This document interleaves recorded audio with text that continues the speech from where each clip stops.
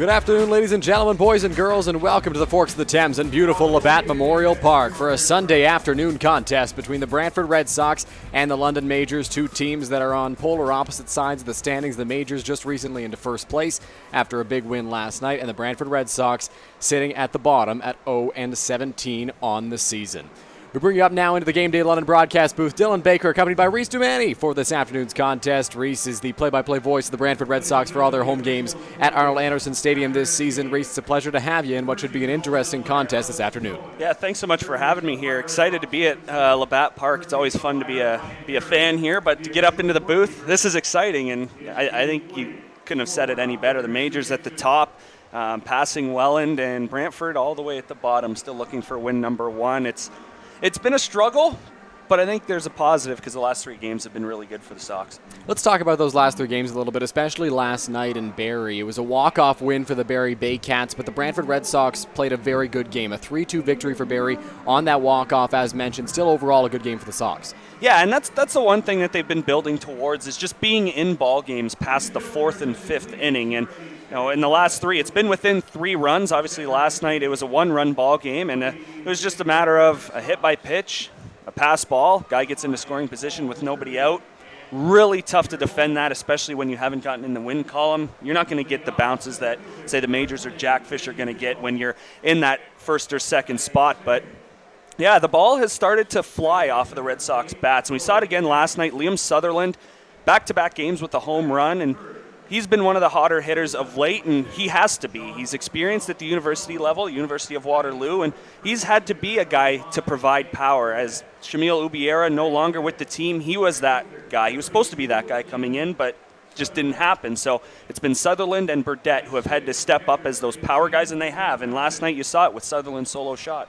Sutherland in the lineup once again for the Brantford Red Sox today, as we'll give you a look at the Red Sox lineup now on your screen there. It's a lineup that's going to be looking to take it to Pedro de los Santos today. It begins with Jesse Fishbaum, followed by Banks and DeZamba, and then Burdett, Sutherland, Fountain, Jameson, Ryan, and Young. What can we expect from this Red Sox lineup, Reece?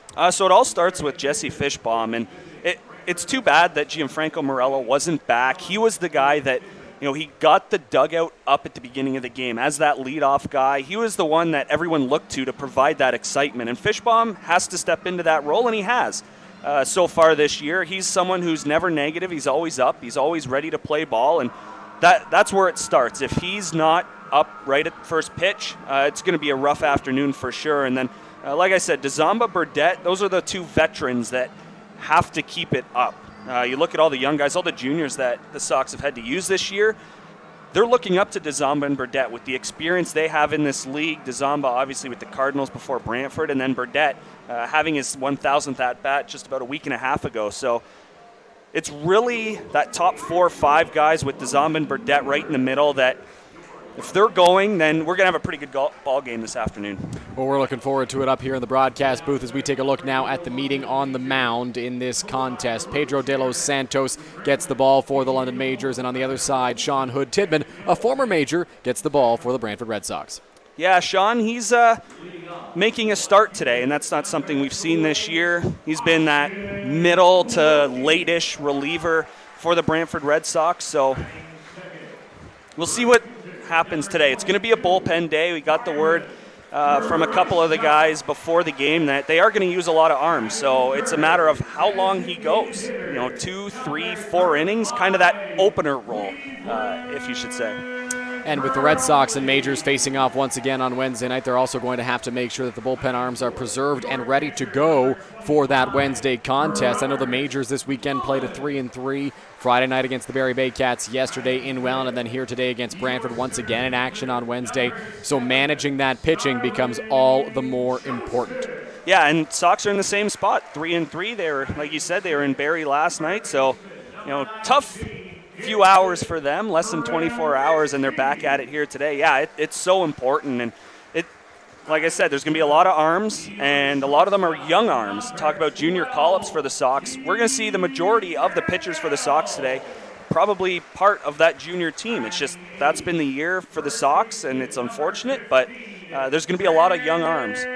Unfortunate for the Sox, but good experience for these young guys coming into the Intercounty Baseball League and getting their feet wet this season for the Brantford Red Sox. We are rapidly approaching first pitch as the Majors get introduced onto the field right now. The national anthem should be following shortly. And with that, we will head to break here. You're watching the Brantford Red Sox and London Majors on MajorsTV. Here we go. Believe me, you've never heard a talk show like this. I'm sleeping with Joe Carter. By the way, Joe did not touch them all. Yeah. I have to say, your voice is fantastic. Meet Smitty. Listen, I'm the brains here. And Mitty. And I'm the good-looking funny one. This is the Smitty Mitty Show.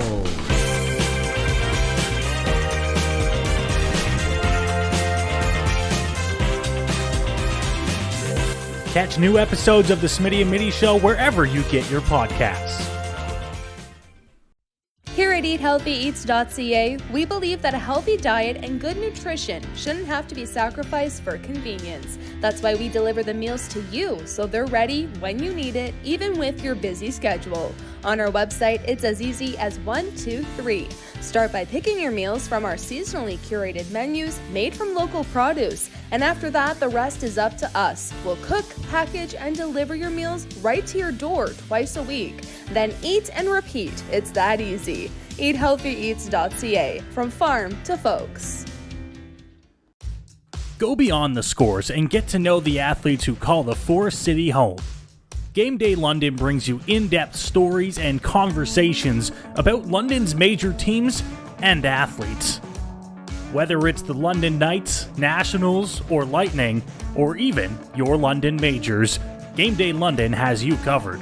For fresh and engaging sports coverage, visit GameDayLondon.com. Game Day London, a proud sponsor of your London Majors.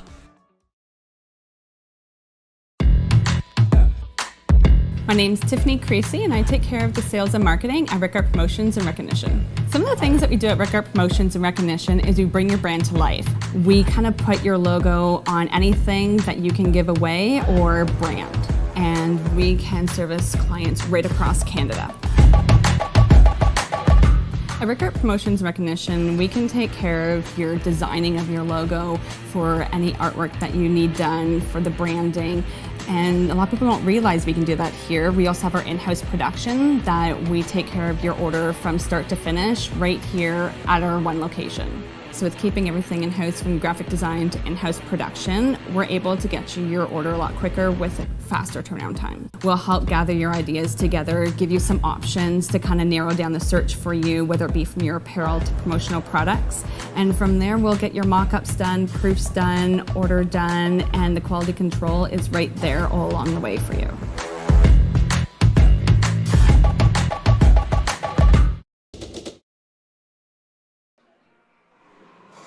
Anthem's complete. We're nearly ready for action here at Labatt Park as the Majors get set to take on the Brantford Red Sox on MajorsTV. Dylan Baker alongside Reece Doumani for this one. We appreciate you joining us for this ball game. Pedro de los Santos getting only his third or fourth start, I believe, at home this season. He's been a guy who's mostly pitched on the road. Had a bit of a slow start to the year, but has turned things around since then. Yeah, and for the Sox, it's going to be big for them to be aggressive early in counts. And of late, they've worked counts pretty well, but against De Los Santos, you got to attack him early. Once he's into the ball game, we get into the second, third inning, and he's just humming it in there. It's going to be a tough afternoon. So stay on the gas pedal early. Be ready, because he's going to throw strikes. Pedro's a guy who likes to use his off-speed stuff, and in most contests where he struggles, that's because of the fact that players are working counts deep on him and forcing him to throw a lot of pitches. In his first start of the year, he struggled against the Kitchener Panthers. He averaged throwing 4 pitches to each batter he faced, and then he's dropped that down progressively since then, averaging now 3.5 pitches per batter faced. So if the Brantford Red Sox are able to work the counts, today they should have a little bit of success against the Majors lefty. And like you talked about, Reece, once he gets settled in, once he gets into that rhythm, he works quickly. He's not going to hesitate out there on the mound whatsoever, and he's going to try to take control of this game. Yeah, he's been a good pitcher in this league. Well, pretty good, like quite a while. So he knows what to do. Sox are young. Hopefully they take advantage early. It's about being in the ball game early. And like I said, it starts with Jesse Fishbaum. If he's ready to go, if he has a good first at-bat here, it's just going to build for the rest of the team. De Los Santos, not a guy who's going to blow you away with the fastball, but it's his command and all of his breaking pitches that seem to lead to success for him, this season. As the Majors get set on the infield, Jacob Newton fields the throw from Robert Mullen. And Jesse Fishbaum will dig into the plate for the Brantford Red Sox. Reece has mentioned the importance of Fishbaum to this Red Sox lineup. If he's going, then the lineup should follow after him. He's a guy who's batting .214 on the season. Yeah, a slow start for him. He didn't play the first couple games of the season, but immediately once he jumped into that lineup, you could tell there was a difference. And I know the scores were very lopsided, but you could tell there was still a difference with the energy in that clubhouse. Into the windup goes Pedro De Los Santos, and we are underway in this ball game. A called strike one on the inside corner to Fishbaum. De Los Santos gets ahead of the leadoff man. Fishbaum here got to stay in the strike zone. Down 0-1 already. Just make sure he throws you a strike here. De Los Santos ready. The 0-1 on its way in the strike zone as well. So no balls and 2 strikes now to Pedro. And this is a situation where Fishbaum has to get rid of most of his load. And, you still see big swings from the Sox with 2 strikes, and that's not what it's about. It's about putting together good at-bats and trying to get something in play. The 0-2 on its way from De Los Santos in the dirt. Try to get a chase from Fishbaum with no success, so the count moves to a ball and 2 strikes.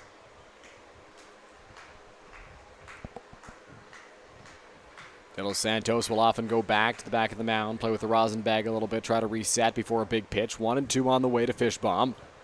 With nobody out here in this first inning, looking to set down the leadoff man. Into the windup he goes, holds for a moment. The offering on its way. Fishbaum in the air, foul territory. Going to be a tough play for Perrier, and he can't quite get there in time.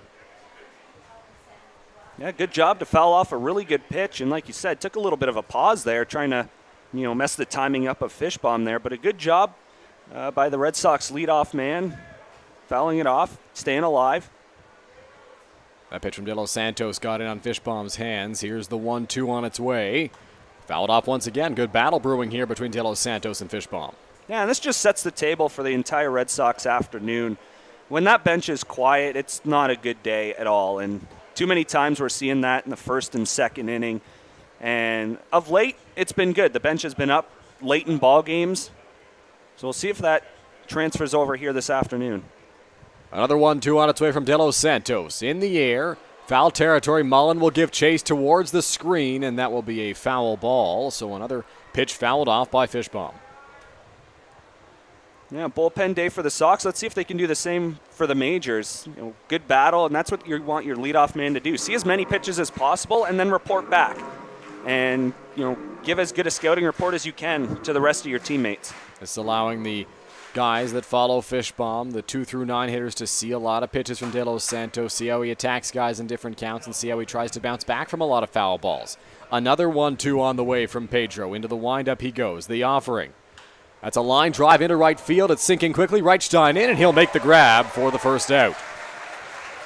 Yeah, good piece, taking that pitch the other way, and that's what it's about. Hit it where it's pitched, and Fishbaum did exactly that, and it was a hard hit ball with 2 strikes, so, it was an out, but that's a positive way to start the ball game. Looked like it almost found the perfect spot, Reece. I thought for a moment that ball was going to drop in there, but Byron came running in and made a nice grab. Yeah, he read that ball right away. Very good job coming in on that. Made it look a lot easier than it probably was. Troy Banks steps up to the dish now for the Brantford Red Sox, as he will be the second man to face De Los Santos in this ball game. Into the windup goes Pedro. That ball is hit in the air to center field. Joseph takes a couple steps back and to his left. He'll make the grab on the line drive, and that'll be a quick second out in this first inning. Yeah, if you're Pedro De Los Santos, that's exactly what you wanted. Long battle with Fishbaum, and now you get a first pitch out from Banks, and you're 1 pitch away from getting your offense going. And for Banks, about him, he's been one of the best, if not the best hitters since joining the club in 8 games. He's up over 280 coming in, and, again, a good piece, I thought. Just heck of a play made.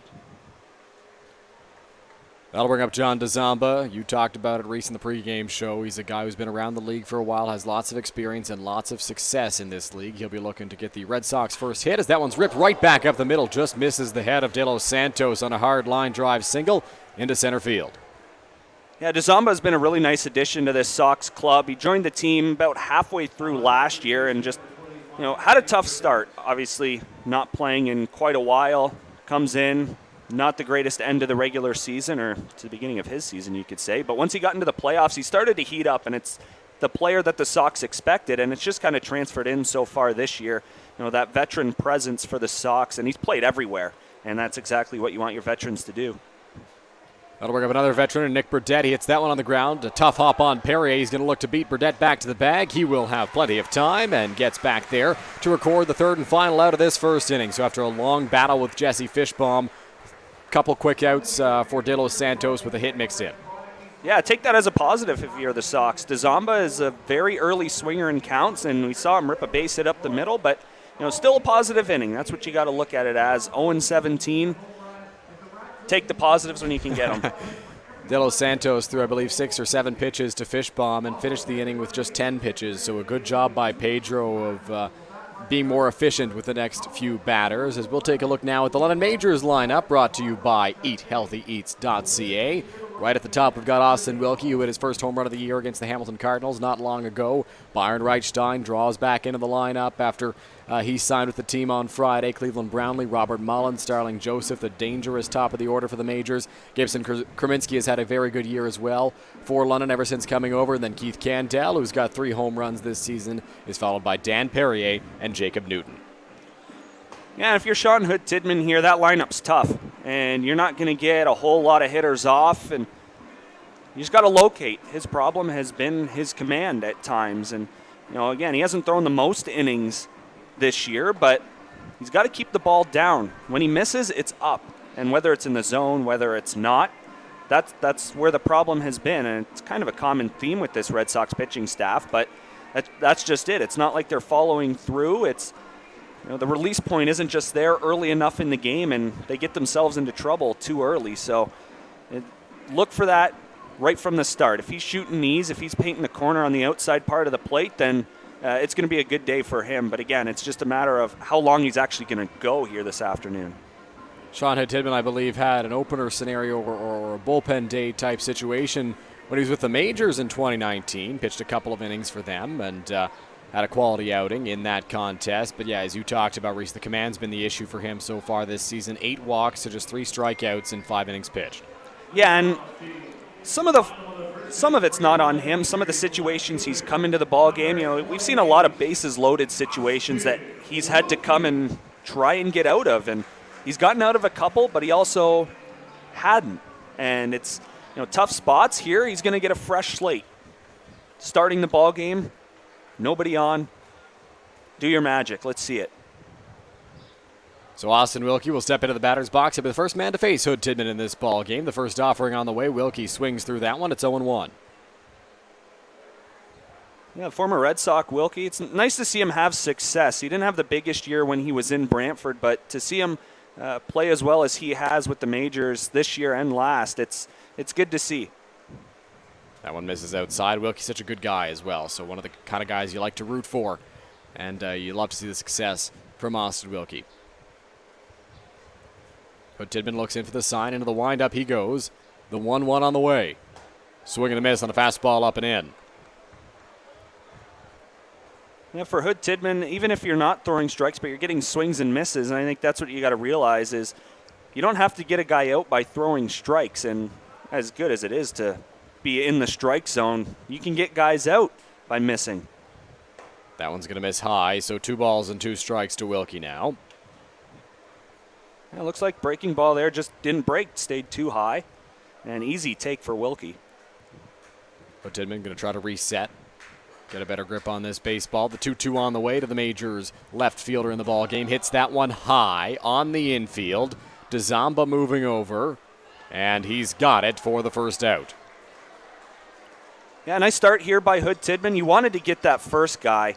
And he did exactly it. Got a lazy pop-up on the infield. A can of corn for Doumani. And making it easy on your defense. And the defense has to be on their toes. Like you said, Tidman hasn't struck out a whole lot of guys, only 3 so far this season. Not a whole lot of innings pitched, but the ball's going to be put in play, and the defense has to stay on their toes, and that goes to the rhythm of Hood-Tidman. Can he be quick to the plate? Can he be, efficient in his speed in throwing a pitch? First pitch to Byron Reichstein is fouled straight back to the screen. Byron's had plenty of success since rejoining the majors. Had a long double last night in Welland. Had a line drive single in his first game back on Friday night against the Barrie Bay Cats. Here's the 0-1 on the way to Byron. That's going to miss up and in. This is a hitter you can't miss your location against. You miss it 20 feet over Fountain's head or 20 feet in front of the plate, but don't miss it up in the zone. Here's the 1-1. That's going to miss up and away. So 2 balls and a strike now to Byron. And yeah, if you leave a pitch over the plate to Byron Reichstein, he will make you pay for it. And Byron, a guy, it's not like he's coming in cold this season, though it is only his 3rd game with the majors this year. He's been playing elsewhere in the AAA Senior League here in London. The 2-1 on the way. That'll miss up and in as well. So 3 balls and a strike now to the majors right fielder. But Byron's been swinging a hot bat there and figured he wanted to come back to the majors this season. When you got a bat like that wants to come back, you make a spot for him on the roster. Absolutely. You do whatever it takes. The 3-1 on the way to Reichstein. Line drive into left center field. Moving over is the left fielder, Jamieson. He will make the grab. A good play on that solid line drive, and that's the second out of this first inning. Yeah, really good piece there by Reichstein. And you know, not that Tidman got away with one there, but again, in a 3-1 count, pretty good pitch to hit. And yeah, he hit it hard, and he might have gotten away with one. Byron put a good swing on that baseball, drove it to left center field. It's Spencer Jamieson, the left fielder, was right there to make that grab. So Cleveland Brownlee will step up now with the bases empty and 2 out. Cleveland this season has been off to a ridiculous start to the year, hitting over 400, leading the league in home runs and runs batted in. And if there's a spot you want to face Cleveland, it's with nobody on and 2 out. Though right now, with the way he's swinging the bat, there never really is a good time to face him as that one misses away. I was going to say, runs can get on the board very quickly when this man steps to the plate. And there's always been one guy that has haunted the Red Sox over last year and into this year as well. And you could say Brownlee's been that guy against Brantford. 2 balls and no strikes. The major's big DH. 1 for 2 yesterday in Welland. Had a sacrifice fly as well. Here's the offering from Hood Tidman. That's going to miss as well. So 3 balls and no strikes. Clearly the plan to pitch carefully around Brownlee. Yeah, and with 2 outs, I don't mind this at all. You want to stay even through 1 inning. You don't want to be down, and it's been too often that the Sox have been down after the first inning. So if you can stay even with a base on balls to one of the best hitters of all time, you'll be okay with that. That one misses inside to Brownlee, so a 4-pitch walk as they pitch around Cleveland, but now they have to deal with the big bat of Robert Mullen, and Mullen's a guy who's actually got a higher average than Brownlee this season, batting .440 on the year, 7 home runs and 26 runs batted in. And this is a situation, and again, as much as you don't want to leave a meatball over the plate for Brownlee, it's the walks and the 2-out runs against that have been not good, despite the results being a little bit better than they had been so far this season. The last 3 games, it's been those runs against with 2 outs and the base on balls. You look at it Friday, Canada Day against Hamilton. The Cardinals didn't have a hit in the first inning, but they had 4 walks and 1 run. We'll see if the majors can make Hood Tidman pay for that 2-out walk as the first pitch to Mullen misses high for ball 1.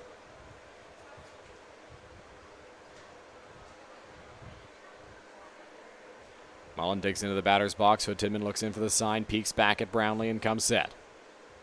Here's the 1-0 on the way. Mullen rips that one down the left field line, but it is foul as the count moves to 1-1. Yeah, I think you had to be ready for a pitch right down the middle there.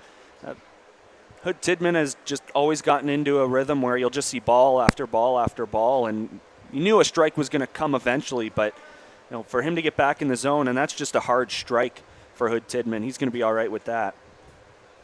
Goes down as a strike in the box score. Nobody knows how hard it was hit. A ball and a strike. Here's the pitch on the way. That's going to miss well outside to Mullen. So 2 balls and a strike to the majors catcher. Command of the breaking ball, not good here to start the ball game. Only see about 3 or 4 so far, but if he's going to have success today, he's got to be able to throw that for a strike. Here's the 2-1 on the way to Mullen. Hits the inside corner. It's strike 2.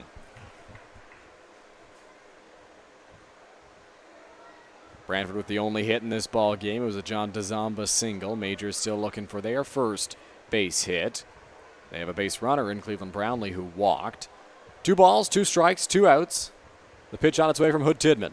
That's going to miss high. Full count now. Interesting idea there, going to the off-speed stuff, 2-2, and like I said, the command isn't there early on, so it's kind of stunned by that call. I'd go back inside with the fastball. Full count offering on the way. On the ground towards third base. It's scooped up by Young. A throw over to first is in time to get Robert Mullen. So the 2-out walk does not come back to bite Hood Tidman. We're through 1 full here at Labatt Park. We'll be back after this.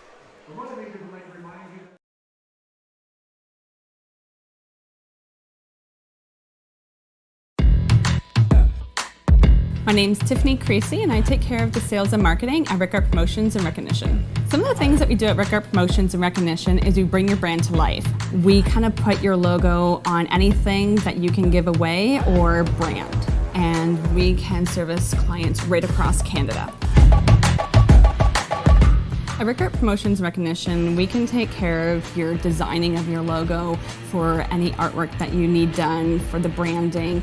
And a lot of people don't realize we can do that here. We also have our in-house production that we take care of your order from start to finish right here at our one location. So with keeping everything in-house from graphic design to in-house production, we're able to get you your order a lot quicker with a faster turnaround time. We'll help gather your ideas together, give you some options to kind of narrow down the search for you, whether it be from your apparel to promotional products. And from there, we'll get your mock-ups done, proofs done, order done, and the quality control is right there all along the way for you.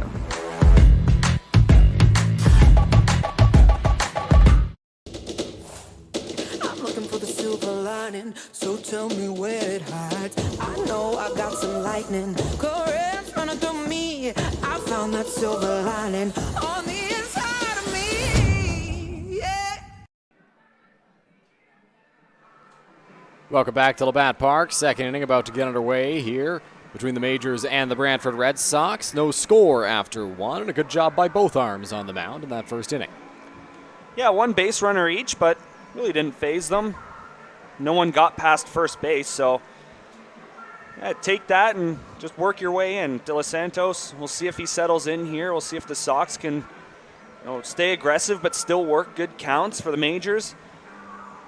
Controlling the strike zone. As a hitter, of course, a lot tougher than if you're the pitcher, obviously, but Hood Tidman shown that he could not hit the zone at points in that first inning, so again, it's the same for both clubs, despite it being a number 1 versus 8 matchup and 2 teams that aren't even close to each other. It's still about having good at-bats and doing the little things correctly. Looks like the Majors aren't going to throw down in this inning, this half inning, I should say. And we'll just jump right into things with Liam Sutherland stepping up to the plate. I think Robert Mullen was asking the umpire why he was not able to throw down, but the umpire said took too much time, and we got to get going here. So Sutherland will dig into the batter's box for his first plate appearance of the ball game. Pedro de los Santos goes into the windup. Here's the first offering on its way. That's in there for a called strike 1. Now Sutherland has been swinging a very good bat. Homered on Canada Day, homered yesterday up in Barrie, and that tied the ball game up in Barrie. So he's been a spark for sure. That one's hit hard on the ground up the middle. Candell plays it on the forehand, spins and fires to Perrier at first, and there's one away here in the top of the second. Yeah, really nice play moving towards the middle of the diamond there by Candell, and thought it was laced up the middle for a second, but Candell he got there very quickly, made a nice play, turn and throw, and got Sutherland by about 2 steps. We talk often over here about how smooth Keith Candell is up the middle for the London Majors. Another example of that right there. Very good play ranging to his left and throwing a strike over to Dan Perrier at first, as that'll bring up Colton Fountain. Here's the first offering from Pedro de los Santos in there for a called strike 1. And Reece, one of the things that Pedro's done a good job of so far that is good to see, because at times he loses the strike zone a little bit. He's thrown a lot of first pitch strikes. Yeah, and when you start ahead, your life is so much easier. That one is fouled off, so no balls and 2 strikes now on Fountain. Yeah, it's even more important, and you could throw this over to Sean Hood Tidman as well, about getting strike 2 right after you get strike 1. A lot of the times you think, I get the first strike, I don't have to lay one in there, or try and hit the corner to go 0-2. I can try and see if he can chase out of the zone, but If you're able to go 0-2 at least 65-70% of the time, then you're going to go very long in a ball game. Pitching ahead so huge for the man out there on the mound. De Los Santos gets himself a new baseball and gets set for the 0-2 on the way to Colton Fountain. Looks in for the sign from Mullen, and into the windup he goes. The 0-2 on the way. That is just off the outside corner. Mullen thought it might have been strike three, was getting ready to throw down to third base, but did not get the call from the home plate umpire. Yeah, really good take from Fountain, and that might just be a situation where, I ring up the catcher in his first at-bat. Might hear something the next time he comes out. The 1-2 on its way. Fountain swings through that one for strike three. So De Los Santos gets the strikeout of Colton Fountain. It's his first in the ball game, and there are two away here in the second. Yeah, nice job there by De Los Santos, not letting that 0-2 call kind of phase him. And you see pitchers at times will start to get into the habit of questioning the strike zone on every other pitch, but a really good job there, staying focused and getting back in the zone and getting a swing and miss. First offering to Spencer Jamison, the left fielder for the Brantford Red Sox, will miss, and Spencer had quite a little cheering section when he stepped up to the plate. Yeah, Jamison's been one of the bright spots in terms of junior call-ups for the Sox this year. He's been one of those consistent guys that's always in the lineup, and playing on two teams, it's tough to be there every day, and he puts in the work. He's been a nice piece for the Sox here as we get down into the bottom part of the lineup. He's ahead in the count, 2 balls and no strikes. Here's the offering on its way. That's fouled off, so 2-1 now. Jamison, a native of Burlington, Ontario, listed as an infielder, is playing left field in the ball game today. Yeah, he plays everywhere. We've seen him at first, seen him at third. We've seen him all over the outfield except for center field where Jesse Fishbaum usually plays. But, again, just another guy you have on your roster that you can put anywhere. And with the player commitment issues the Sox have had this year, you've needed more than one of those guys on your team. Here's the 2-1 on the way from De Los Santos. On the ground up the middle, going to be a tough play. Diving to make the stop is Newton. He spins. He fires to first.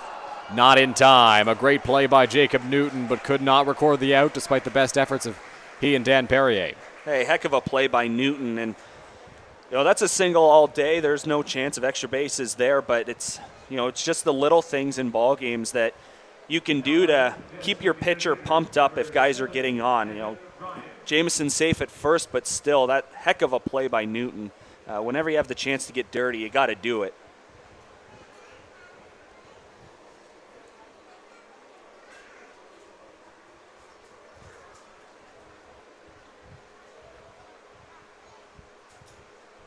So the runner at first base now, De Los Santos moves to the stretch. Here's the first offering. That is fouled straight back by Evan Ryan.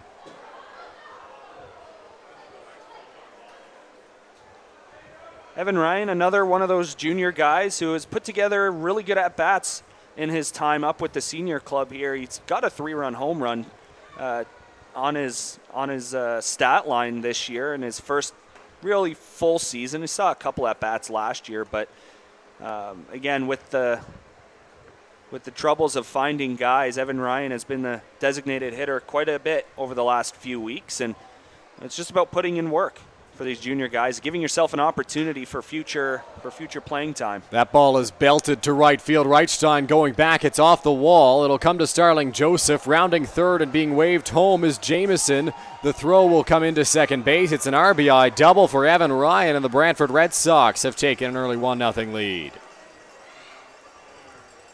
Ryan takes that ball the other way, and he's been mostly a pull hitter with his time with the junior club, but a good job staying on a pitch that was not inside and just taking that to right field. And that's what it's about this team. You got to take where the pitch is, and that's been a struggle for them. Early in the year, they'd always try to pull everything and try and hit the ball 450 feet to the pull side, but a good job there by Ryan, showing off his power in the 8th spot, and driving in a run and getting the Sox on the board first.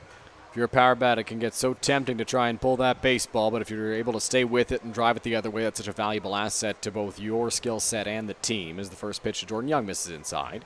Yeah, just not being selfish, right? Not wanting to be that only pull hitter and have the infield shift on you. That one hits the inside corner, so a ball and a strike now on the third baseman. Jordan Young has seen time in the IBL, limited time with the Hamilton Cardinals last season, but a guy who's new to the team, first time seeing him this year, so we'll see what he can do. That one is cut on and missed there, so ball and 2 strikes. Native of Brantford as well. That's been one thing we haven't seen a whole lot of from the Sox is guys from Brantford. Of course, Nick Burdett playing all the way up in Brantford, but that one hit hard on the ground, right back up the middle. Coming in is Joseph, and being held up at third is Ryan. So runners on the corners now with 2 out. Yeah, Evan Ryan, not the fastest runner in the world, but a good piece by Jordan Young, staying up the middle, not trying to do too much again, and hit it where it's pitched. And De Los Santos here and having some trouble in inning number 2, and the Sox are in a great spot. You get the top of the order. Fishbaum has hit the ball hard recently, so we'll see what can happen. Fishbaum could make this a 2-0 ball game here. So 3 straight hard-hit baseballs for the Brantford Red Sox. One that was nicely stopped by Newton, but they couldn't record the out. Then a ball to the gap, and then right there a single right back up the middle. So runners at the corners, 2 out. Fishbaum fouls off the first pitch he sees from De Los Santos. He's 0 for 1 in the ball game today. Had a great battle that led to a little flare into right field that Byron Reichstein was able to make the grab on. And here the mindset for Fishbaum is just to pass it on to the next guy. Don't try to do too much. If you take a walk, you take a walk. Nothing wrong with that. You got Troy Banks, who's been a pretty good hitter for the Sox this year. He's very capable of picking his teammate up if he's able to draw a walk. The 0-1 on the way, swung on and missed. So the count moves to no balls and 2 strikes. Now you just got to get something in play here. Fishbaum is very capable of beating out an infield grounder, especially if it gets past the pitcher up the middle, so just got to shorten things up. 0-2, De Los Santos looks in for the sign, comes set. Here's the offering to Fishbaum on the ground, towards the hole. Newton comes over, makes the play, throws over to Perrier at first, and that will retire the side. So the Red Sox get 1, but the Majors avoid more runs coming in to score. Yeah, good job by De Los Santos there to minimize the damage. And again, 2 out runs can come back to haunt you, and to only give up 1 there in a situation where the Sox could have easily gotten 2 or 3, but good job by him just limiting the damage, only allowing 1, and getting his offense another opportunity to try and tie it or take the lead. Runners on the corners, was a little surprised that Evan Ryan didn't get sent home with 2 out. I mean, typically it's a play you're willing to risk just to try to get more runs on the scoreboard, especially because the Majors' offense is so proficient and can easily score 2 runs or more in 1 inning. But Ryan got held up at third. Yeah, he had him going all the way until the last minute. So, yeah, I was a little bit shocked as well. I did see a little bit of hesitation from Ryan as he went off a second, which was also puzzling. 2 outs, ball's behind you. You got to be off right away. So, maybe third base coach Rick Pomerleau saw that, but it was definitely a late stop sign because I thought he was on his way home. Like you said, got to get as much as you can when you can. The Majors can score in bunches. I heard a good little piece of insight yesterday. I forget if it was the Blue Jays TV or radio broadcast, but a good indicator for you as a third base coach is that your runner is touching third base when the outfielder is picking up the baseball. And right there, it kind of felt like that was what was happening. Joseph was picking it up as Ryan was touching third, and so typically you'd send that runner home, but Rick Pomerleau decided that wasn't going to be the right idea and held him up at third. Well, and initially it didn't even look like Joseph was coming up to fire it to home. It was just kind of a lob throw into second base. And again, he probably recognized it as well that they were holding Ryan up at third. But still didn't really see a whole lot of urgency on a throw that could have possibly been made to the plate. Looked like a perfect run-scoring spot for the Red Sox, but they did not send the runner home, so they lead by 1 run as we move to the bottom of the 2nd inning. The Majors will send up starting Joseph, Gibson Kerminsky, and Keith Candell in this bottom of the 2nd, looking to get on the scoreboard and get in the hit column as well. The Red Sox have 4 hits through 2 innings. The Majors still looking for their first one. Yeah, for the Sox, you got to shut it down right here. The problem has been they score runs, but immediately give it right back and more. So you got to look for a 0, and this applies to all baseball teams. When you get the momentum, you got to keep it, and it just hasn't gone that way for Brantford this year. Unfortunately, we'll see if Hood Tidman can get the job done here in the 2nd. First pitch of Starling Joseph, an off-speed pitch, catches him lunging, and it's strike one.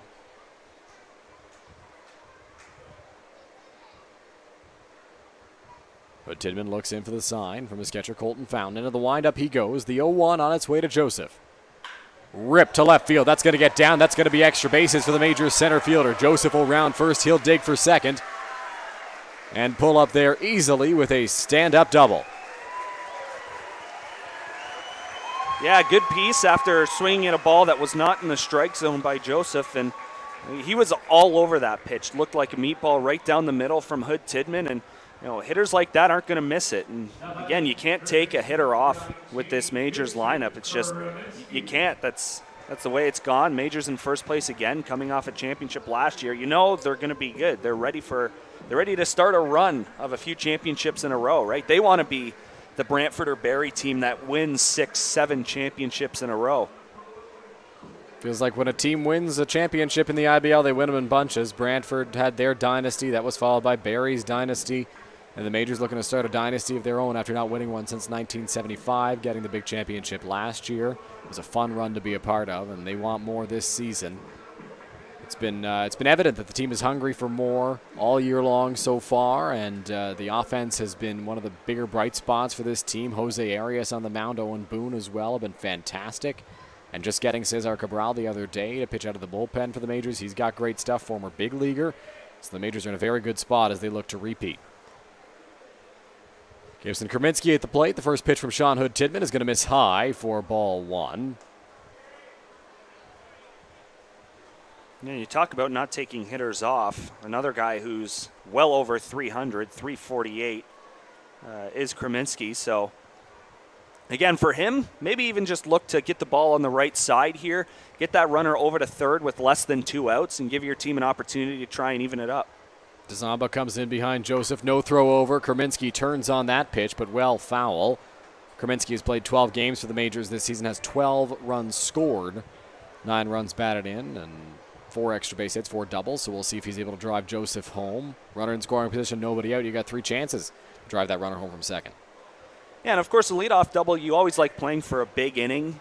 You don't really want to see bunts or maybe not sacrificing at bats, but when you get a leadoff extra bagger, you want to score more than one. But Tidman will spin and run towards second. Joseph comes back. John DeZamba making noise behind Starling Joseph there, trying to keep him close to the bag, but DeZamba kind of backed out as Hood Tidman turned around. I like the shortstop matchup here today. DeZamba and Candel, 2 shortstops this afternoon. I'm really intrigued by that. 2 very good defensive players. That one hits the outside corner to Kerminsky. 2 veterans of the Intercounty Baseball League. 2 guys who know what it takes to have success in the IBL. Yeah, and that's what Brantford needed. Too many years without guys who had been around, obviously other than Burdette, but they needed more of that. And DeZamba fits that perfectly, getting him over from Hamilton last year. Just been such a huge presence for the Sox. Ball and 2 strikes. The pitch on its way from Hood Tidman is going to miss well high to Kerminsky for ball 2.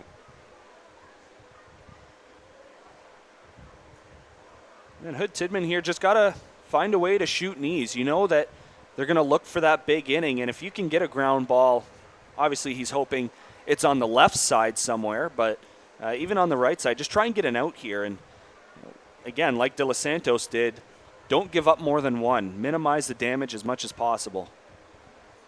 2-2 on its way from Hood Tidman. Kerminsky pops that one high in the air. Might be trouble. Third baseman Young. Shortstop DeZamba comes over, calls him off, makes the grab. A nice play there by the Brantford shortstop for the first out of the second inning.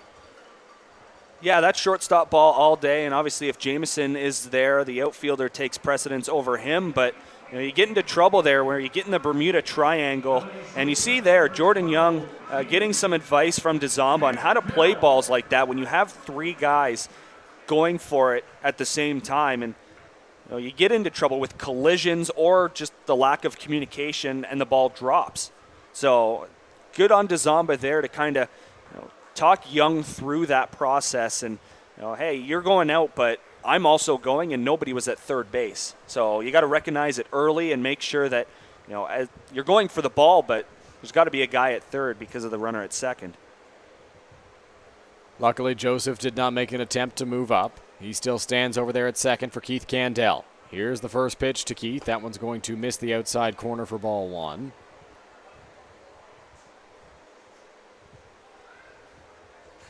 Candell, definitely a bunt threat. With one out and a runner at second, we'll see if the Majors employ the bunt here. Yeah, the corner's not playing to the bunt at all. Here's the 1-0. That misses inside, so 2 balls and no strikes.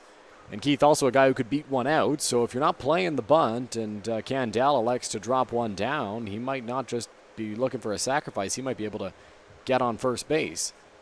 But has not shown that he's going to bunt here so far in this plate appearance. 2 balls and no strikes with 1 out and a runner at second. The offering on its way. Candell on the ground towards shortstop. Joseph moves to third. DeZamba makes the play, fires over to Burdette.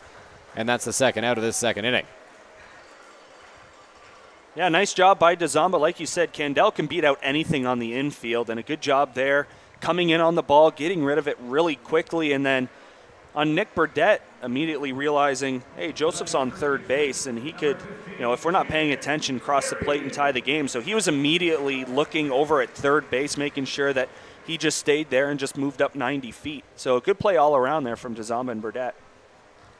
That'll bring up Big Dan Perrier, who had a big game last Sunday in Hamilton where he hit 2 home runs for the Majors. Bring his average this season up to .375. The first pitch will miss for ball one. Yeah, pitch outside. Fountain tried to bring it back, get the call.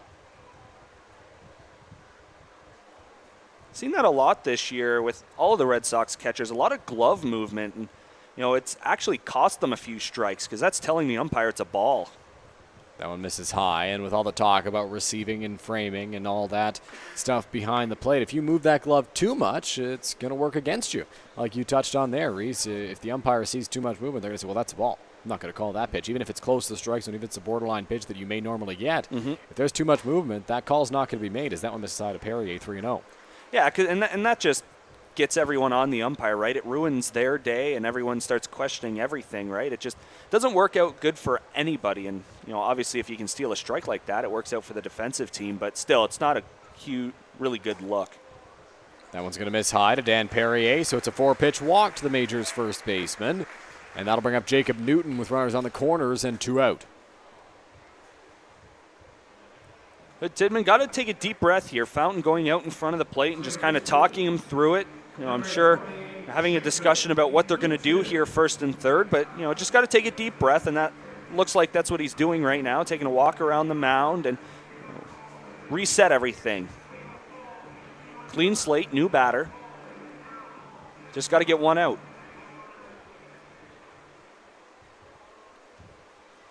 So Jacob Newton digs into the batter's box, had a pinch hit triple yesterday in Welland.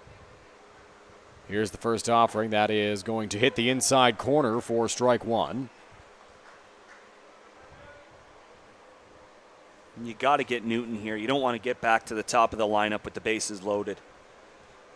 Newton, a natural outfielder, playing second base because the Majors want to get his bat into the lineup. Newton drives that one to the right center field gap. It is going to get down. That'll score Joseph, maybe Perrier. He's on his way to third. Casey David Pullum giving him the wave around third. He's on his way home. The throw to the plate is not in time. It's a 2-run double for Jacob Newton, and the Majors take a 2-1 lead.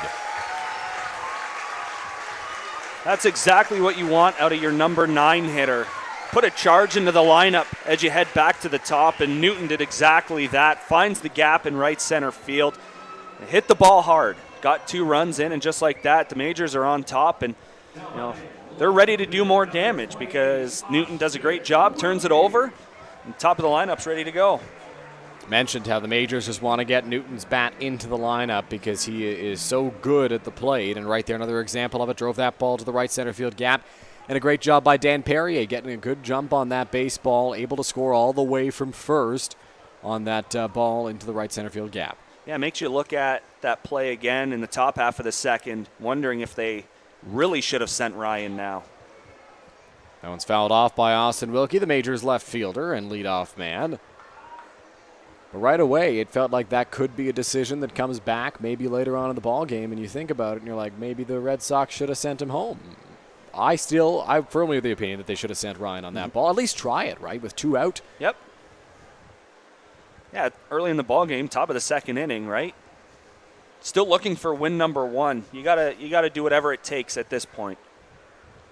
Coming set is Hood Tidman on the mound. On the move is Newton to third base. He got a good jump. The throw is into left field. Newton steals third, wants more. He's going to come all the way home. It's a stolen base, and then Newton comes in to score on the throwing error.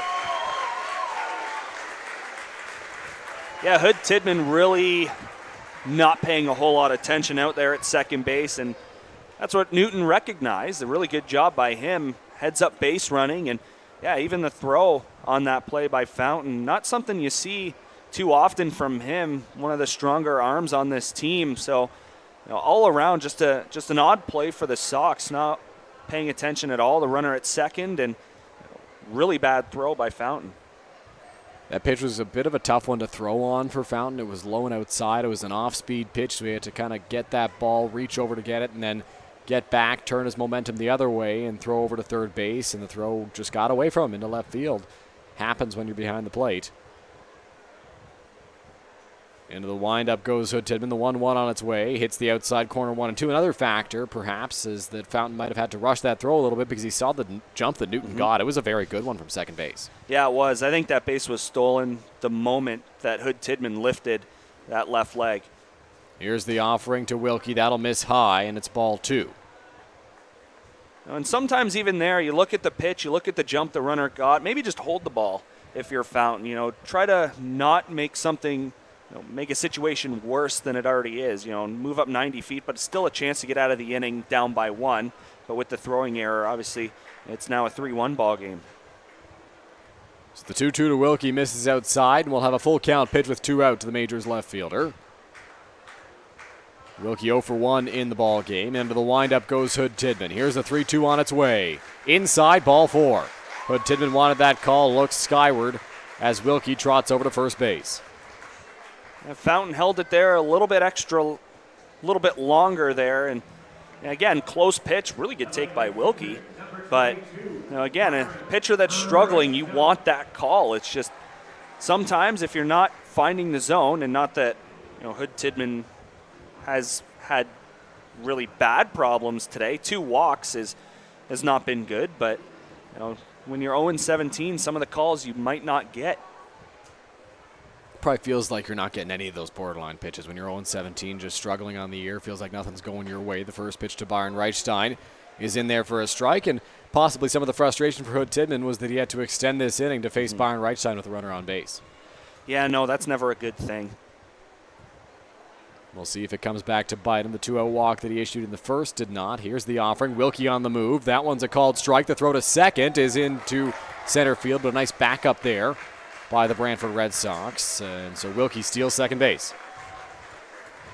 Yeah, good play from Banks there, just moving on the pitch. And, sometimes when you get into an inning like this where 3 runners are already across, you're down by 2 now, and you sometimes are out of the game for a little bit, but Banks right on that. Good backup on DeZomba. You could tell the throw was off right away, so all around good defensively and a good jump by Wilkie at first base. 0-2 on its way to Byron Reichstein. Byron hits that one hard but foul down the right field line, so the count stays at 0-2.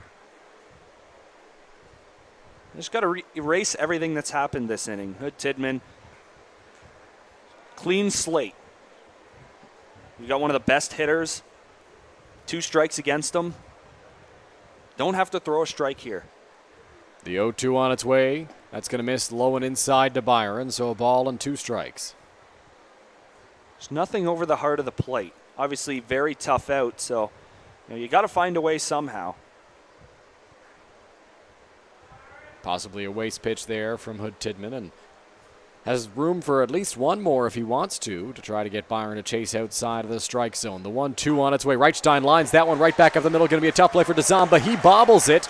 Did a good job of keeping it on the infield to hold Wilkie at third base, but it's going to be a base hit for Byron Reichstein. Yeah, that saved a run for sure. It would have been a 4-1 ball game. That baseball gets into center field, but just knock it down. Like you said, he had a base to work with. Obviously now runners at the corners, not first and second, but just got to keep working through it. And it's tough. Cleveland Brownlee coming to the plate, it's very tough. And you get a veteran against a very young arm. Just got to try and win a battle here. So Cleveland steps up with 2 on and 2 out. That stolen base from Austin Wilkie proved to be a difference maker on that play, because if DeZomba's able to make that play up the middle and flip it to his second baseman, maybe they get out of that inning. But because Wilkie was standing over at second base, he was able to move up to third. There was no force at second, and it would have forced DeZomba to make a strong throw to first, just could not make one. Here's the first pitch to Brownlee. That's going to miss up and away, ball 1. You see the shift here as well. 3 guys on the left side of the infield for the Red Sox, and Nick Burdett, only guy on the right side, and he's holding Reichstein on at first. There is a lot of room on the right side of the infield right now. So the Barrie Baycats do this on Friday night to Cleveland Brownlee, though they never tried it with a runner on base. Only when Cleveland came up with the bases empty did they go into the shift. Ball, no strikes. Here's the pitch. That's well outside. 2-0 now to Brownlee. This looks like Tidman's rushing a lot of his pitches, trying to reinvent the wheel every pitch. So just simplify. Get in the zone. Try and get a rollover here.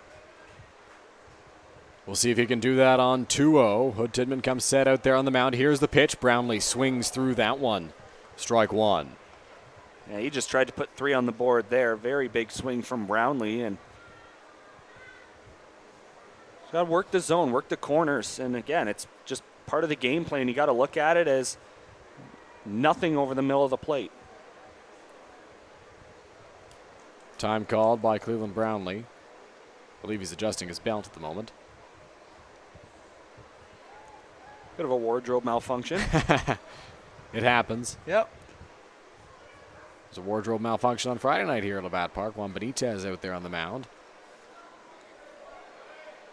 So back-to-back games with the wardrobe malfunction. We'll see if they make it 3 on Friday night. 2-1 the count to Brownlee. Here's the pitch. That's going to miss up and in. 3 balls and a strike now on the Majors designated hitter. Hood Tidman now up to 51 pitches. And Reese, you would know this better than I would. What do you think the pitch limit is here for Hood Tidman? I think it's for someone who's really only thrown 1 inning max, it's tough to see him go upwards of 90 pitches. But if they're short arms, and I don't think they are. Cleveland Brownlee launches that one to left field. High in the air, drifting towards the line, and that ball is going to be caught by Spencer Jamieson. Sorry to interrupt you there, Reese. And that will do it for this bottom of the second inning. So we're through 2 full here at Labatt Park. The Majors take a 3-1 lead in the bottom of the second inning. We'll be back after this.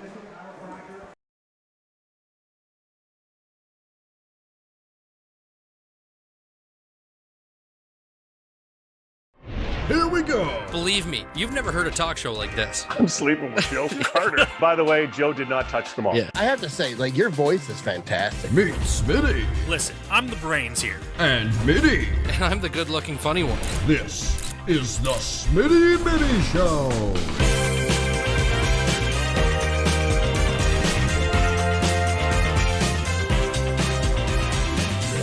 Catch new episodes of the Smitty and Mitty Show wherever you get your podcasts.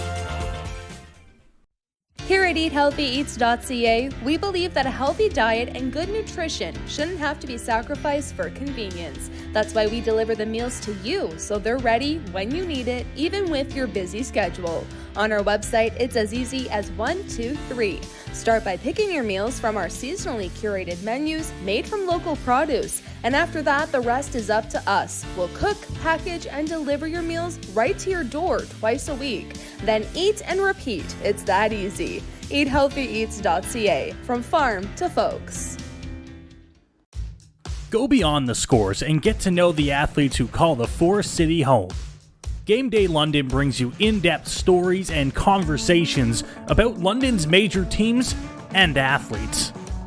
Whether it's the London Knights, Nationals, or Lightning, or even your London Majors, Game Day London has you covered. For fresh and engaging sports coverage, visit GameDayLondon.com. Game Day London, a proud sponsor of your London Majors.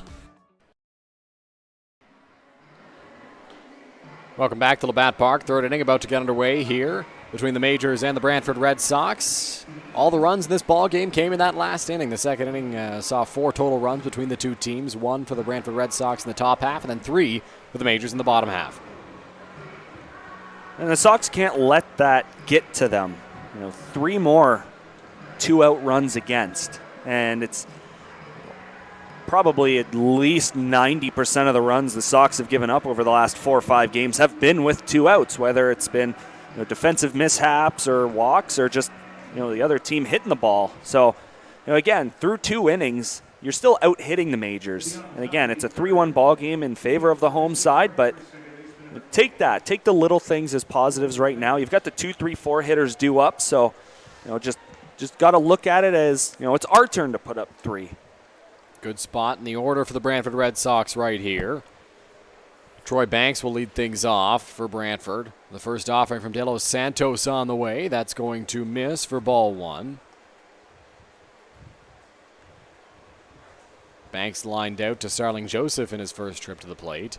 The 1-0 on the way from De Los Santos is going to miss as well. 2 balls and no strikes.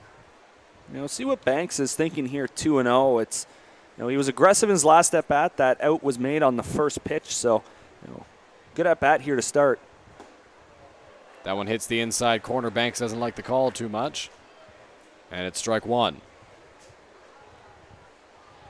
I've always been against guys bailing in the batter's box, and for someone who's a big fan of hit by pitches, stay in the box because your strike zone goes away as well.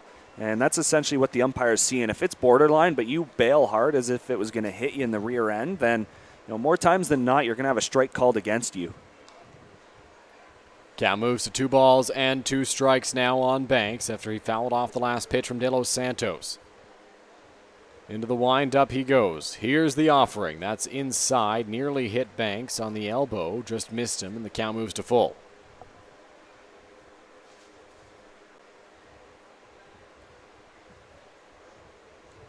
Full count offering on the way from the Majors left-hander. Here's the pitch.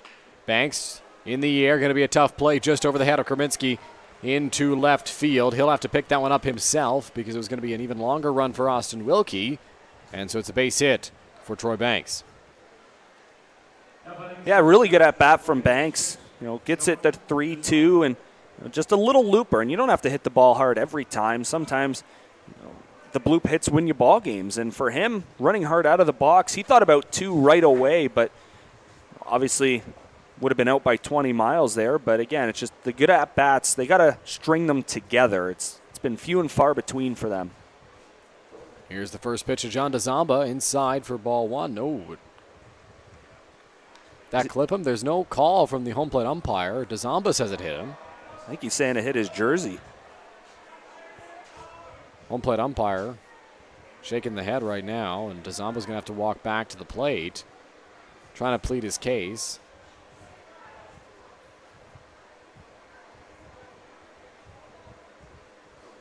That was interesting. Everyone reacted as if it was just a normal situation. DeZamba, the only one really that, obviously the only one that be able to tell if it hit him, but.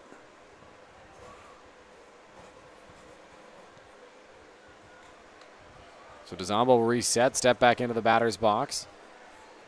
Rick Pomerleau wants to see if they can appeal to the field umpire, see if it hit DeZamba. Not sure that they would be able to tell either because it wasn't like it was a clear hit by pitch. I thought it just missed the strike zone. DeZamba thought it hit his jersey, and those are so tough because they're so hard to tell, right? Unless you're looking at his jersey and you can see the movement there, you can't really tell if that hit him, but DeZamba certainly felt something. Yeah, and no umpire, whether at first, second, or third, is ever going to be able to tell that. Here's the pitch. That's going to miss for ball 2. Yeah, strike zone's been tight both sides. That pitch looked very close as well. 2 balls, no strikes. Good hitters count here for DeZamba, who's 1 for 1, lined a single back up the middle in his first trip to the plate. Now the count moves to 3-0. De Los Santos has yet to issue his first walk of the ball game, and that can at times be a problem for Pedro. So if he's able to limit that number, and right now he's done a good job of that, then he'll have success. The 3-0 on its way. DeZamba, broken bat, shallow. Newton comes out, makes a good play. as Dazamba breaks the bat for good measure on the way back to the dugout, and that's the first out of this third inning. Yeah, really nice play going back by Newton, and Dazamba just showing the frustration there. Thought he had a free pass to begin the at-bat, and then, a 3-0 pitch of, again, another thing I'm not the biggest fan of, but, Dazamba would be that one hitter, him and Burdette, to have a green light 3-0, but when you see a piece like that, you're almost wondering what was going on. Just, you didn't hit the ball hard at all, just, unsure of what went on there. It'll be up to Nick Burdette now with one out to try and move Banks over to second. The first pitch is a called strike to Burdette.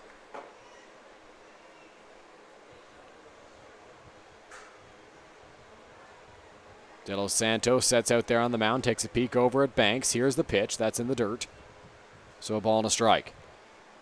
Burdette's been one of the hottest hitters for the Sox since his 1,000th at-bat. It was odd. His 1,000th at-bat, he actually K'd. And then since then, he had 2 hits in his 1,001st and 1,002nd at-bat. But now it's like a new career has started for Burdette. Swing and a miss, throw over to first, and they got him. Robert Mullen throws behind the runner, Dan Perrier, right there to apply the tag. And Troy Banks has been picked off at first base. Yeah, not smart at all.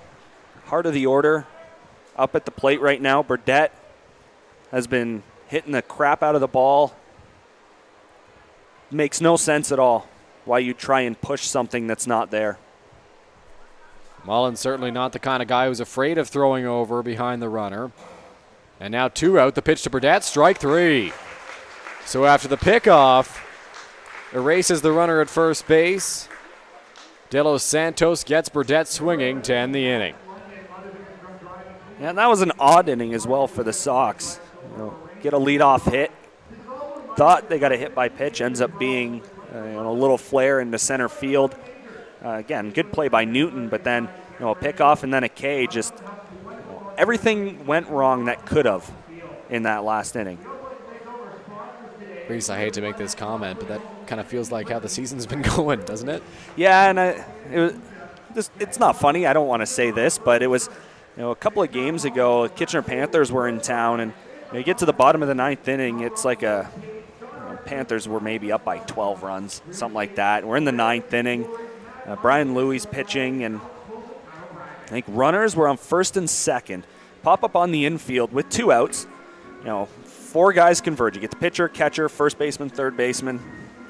Wouldn't you know it, the ball drops right in the dirt that leads from home plate to the pitcher's mound, and you just look at it and you put your arms in the air and you're thinking, well then, that's got no wins written all over it. And it's just too many of those mistakes have happened, whether it's been in the outfield, the infield, with pass balls, wild pitches. It's just all around been a rough year.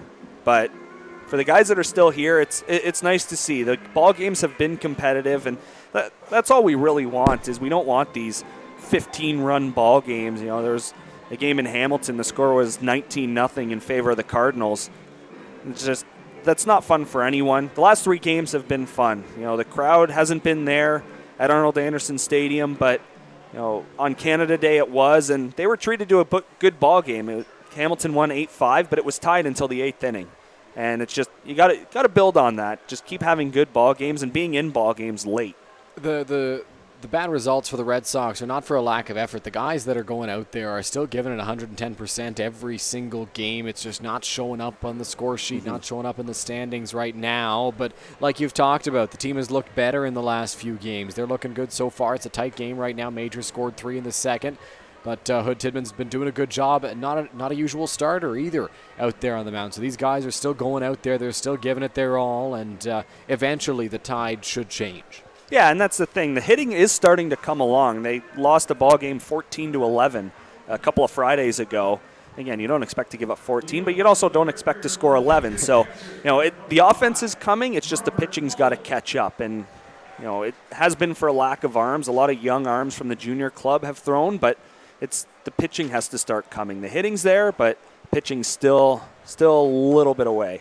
You mentioned that 14-11 ball game, Reese. I'm not sure if you saw last Sunday. Barrie and Kitchener played a wild one in Kitchener that Kitchener walked off 15-14. Yeah. That is a high-scoring game. I know Mark was a little upset he wasn't able to call that one as he had prior work commitments. So you miss one game, and that's the one, yep. right? Yep.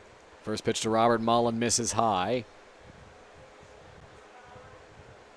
Into the windup goes Hood Tidman. The pitch. That one's going to miss as well. 2 balls and no strikes. You alluded to the tighter strike zone in the top half of this inning, and once again, evidence there. Yeah, I think that might have been a situation where Fountain may not have been set up inside and he had to move his arm back quite a bit. That pitch to Mullen is driven to left center field, going back the left fielder and the center fielder. It's going to drop on the warning track and skip up and over the wall. It's a ground rule double for Robert Mullen, and the Majors have a runner in scoring position with nobody out. And they stay on the gas pedal, getting right back at it after scoring 3 in the bottom of the second. They're already hungry for more. And again, it's just about minimizing for the Sox. Let that one go and move on. Turn the page. It's a new hitter. Just do the little things right. Try and get outs as easy as possible. And it's not going to be easy, but you got to try and make it look easy. That's Mullen's 6th double of the year. His OPS coming into this game was at 1.309. He's been off to a great start to the year for the Majors.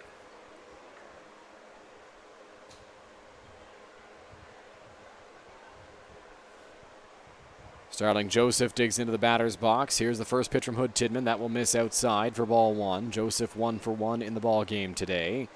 Doubled on a line drive to left field in his first trip.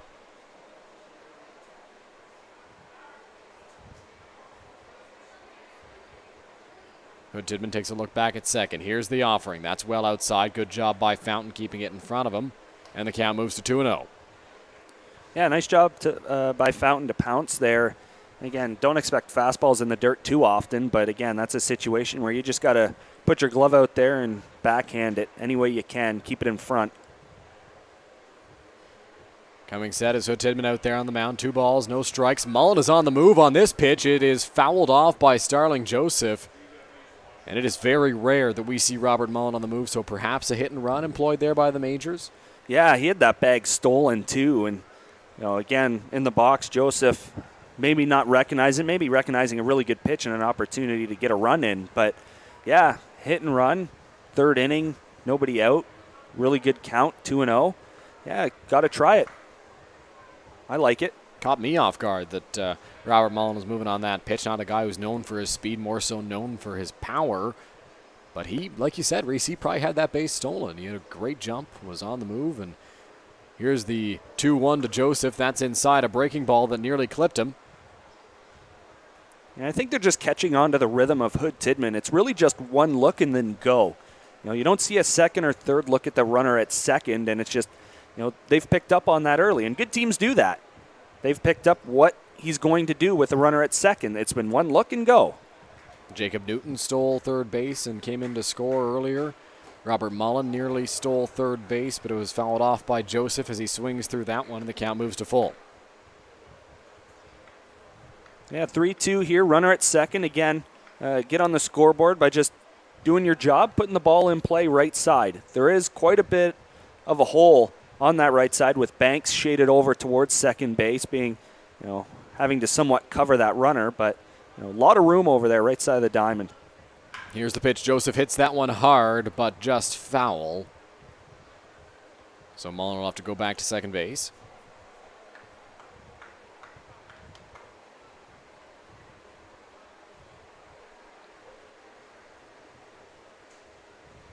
Joseph resets in the batter's box. He's got a full count with nobody out. Robert Mullen stands at second after his ground rule double to lead off this 3rd inning.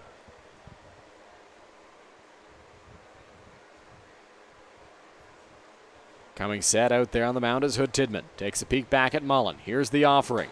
That's high for ball 4. So Joseph works himself a walk. A good at-bat there by the Majors center fielder. And now the Majors have 2 guys on and nobody out for Gibson Krasminski.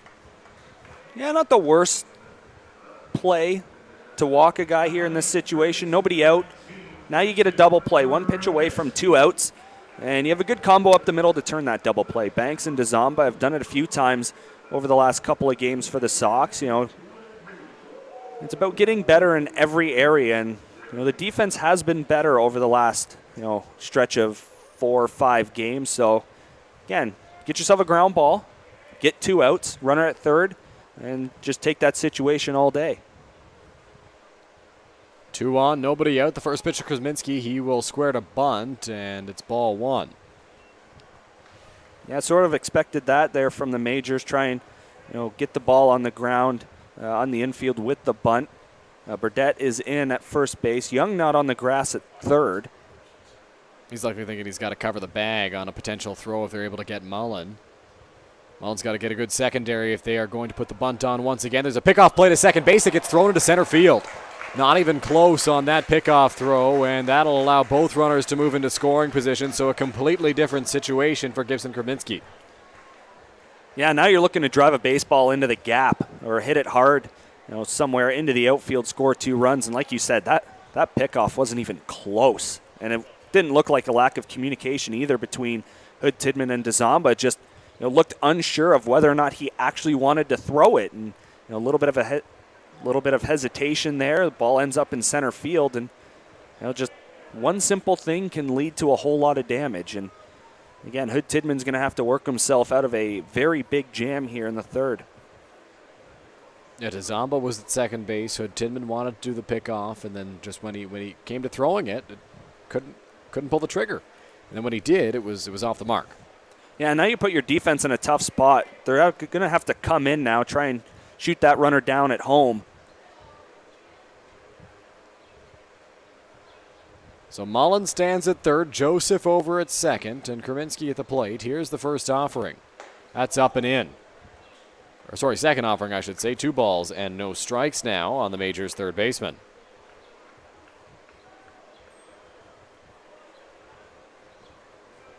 If you're the runner, Joseph at second base, you easily score on a base hit here. Even if it's a looper, you can see the defense in front of you, and a blooper's going to drop because what infielder's going to go back and catch it? Krasinski hits that one high in the air to right field. It's shallow. Moving out is Banks. Coming in is Sutherland. Sutherland makes the grab. Mullen will fake a tag and hold over at third base. So not a bad result there for Hood Tidman and the Red Sox as they get one out.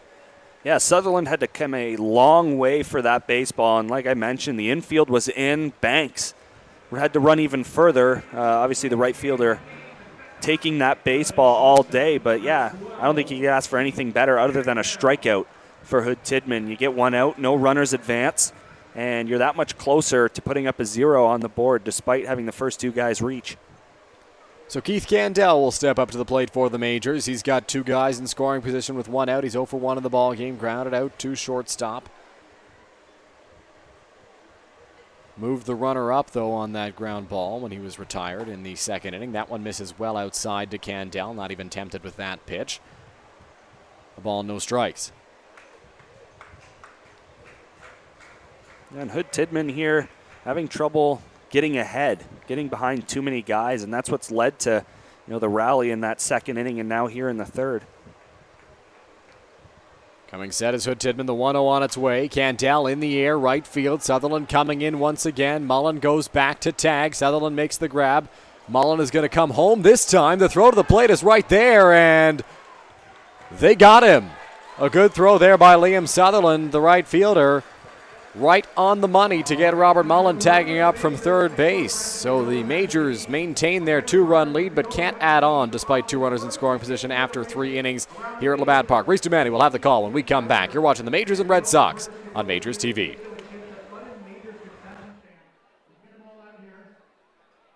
Here we go. Believe me, you've never heard a talk show like this. I'm sleeping with Joe Carter. By the way, Joe did not touch them all. Yeah, I have to say, your voice is fantastic. Meet Smitty. Listen, I'm the brains here. And Mitty. And I'm the good-looking funny one. This is the Smitty Mitty Show.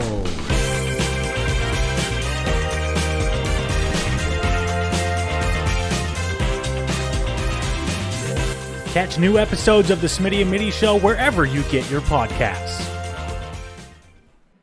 Here at EatHealthyEats.ca, we believe that a healthy diet and good nutrition shouldn't have to be sacrificed for convenience. That's why we deliver the meals to you so they're ready when you need it, even with your busy schedule. On our website, it's as easy as 1, 2, 3. Start by picking your meals from our seasonally curated menus made from local produce. And after that, the rest is up to us. We'll cook, package, and deliver your meals right to your door twice a week. Then eat and repeat. It's that easy. EatHealthyEats.ca. From farm to folks. Go beyond the scores and get to know the athletes who call the Forest City home. Game Day London brings you in-depth stories and conversations about London's major teams and athletes. Whether it's the London Knights, Nationals, or Lightning, or even your London Majors, Game Day London has you covered. For fresh and engaging sports coverage, visit GameDayLondon.com. Game Day London, a proud sponsor of your London Majors.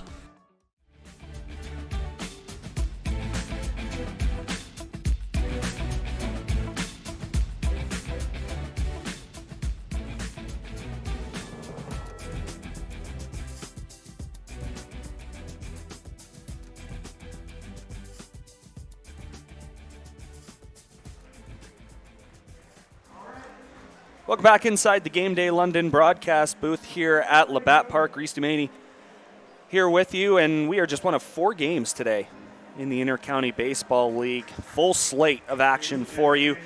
Of course, as we begin, or get ready to begin, the top of the 4th inning here in London.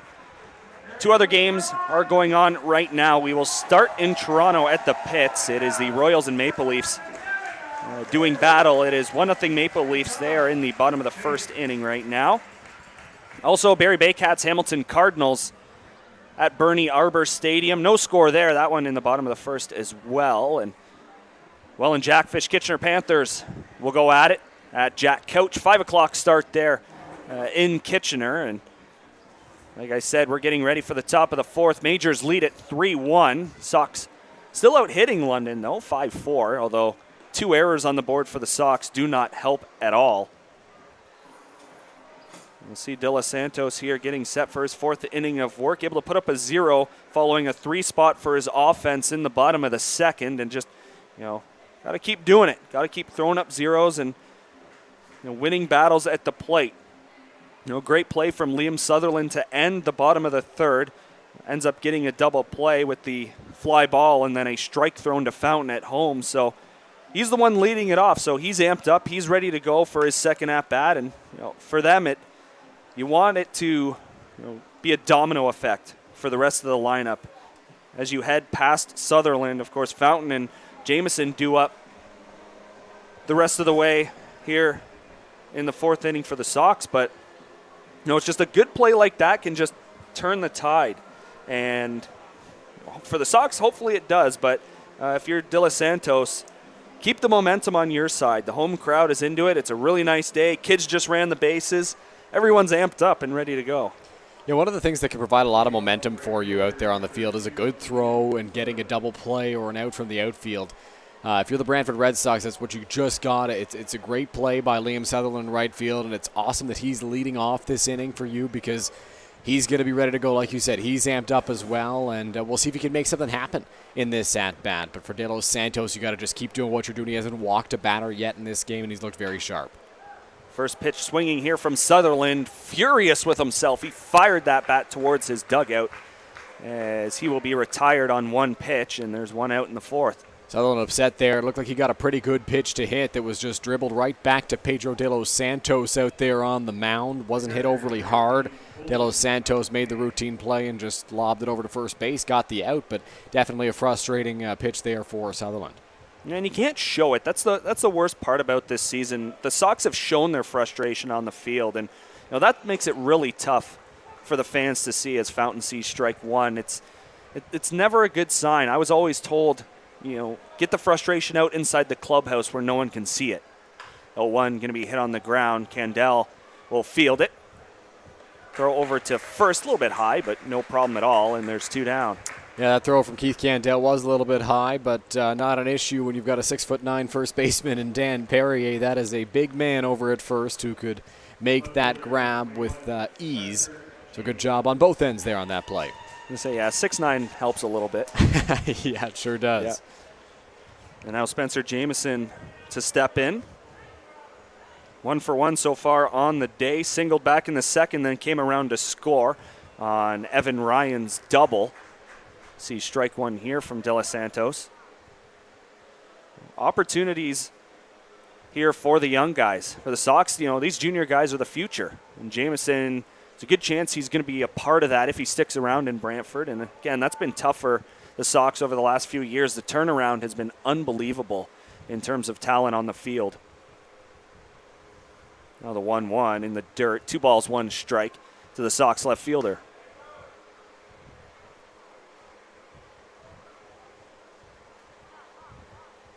Jameson having a pretty good year, as you touched on, in his first trip to the plate. 10 runs batted in already this season for the Brantford Red Sox. I'm sure they'd love to keep him around next season and in the seasons after that. Yeah, just another piece to the puzzle, right? And it's been something that Sox fans have been waiting for a while, to get back to the glory days of when the Acoins owned the team, right? About winning championships, and Brantford wants that back. Now here's the 2-2 from De Los Santos. It is hit on the ground right side. I don't think you're going to get an easier hop than that, as Newton makes the play, and the side is retired. So Sox go 1-2-3 here. First time they have done that here this afternoon, and I think that's the biggest positive for De Los Santos so far today, to get an inning like that after your team has put up 3 and you've put up a couple zeros after that. Aside from the second inning, Pedro De Los Santos has been very, very efficient out there on the mound. He threw 10 pitches in the first. 9 of them were strikes. So a very good inning there for Pedro. That was followed by a 20-pitch second inning, and 20 pitches is higher than what he was at in the first, but it's still not a bad spot to be. And then 14 in the third and 8 in the fourth just now for Pedro De Los Santos. A very quick inning for the Majors, and we talked about how the momentum might have been on the Red Sox side coming in after that great throw from right field from Liam Sutherland right to the plate, getting the double play on that fly ball. But De Los Santos did a good job of turning the tide and putting the momentum back on the Majors side after a very good inning right there. Still has not walked a batter in this ball game, and he's been on his game.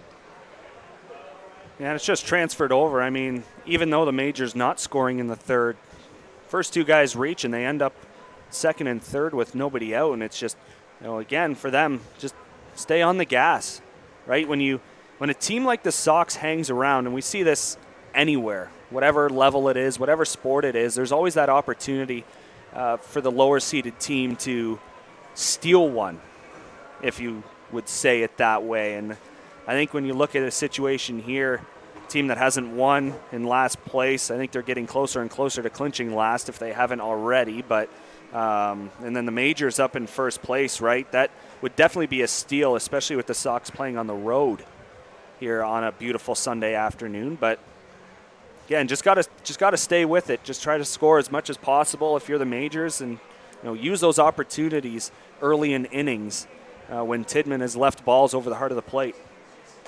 Going into yesterday's game in Welland, the Majors sat a half game back of the Jackfish for first place. The Majors, of course, won that ball game and were able to overtake Welland for the top spot in the Intercounty Baseball League. But they would love to add on right here, make that distance a game for the moment. And if the Jackfish lose later today against Kitchener, make it a game and a half. The Majors have to keep building on that first place lead in the Intercounty Baseball League right now. And if you're the Red Sox, I mean, stay in this ball game. They've done a good job of it so far. The pitching's been very good from Sean Hood-Tidman, aside from that one hiccup in the second inning. His defense bailed him out in the third, and right now the Red Sox are right in this ball game.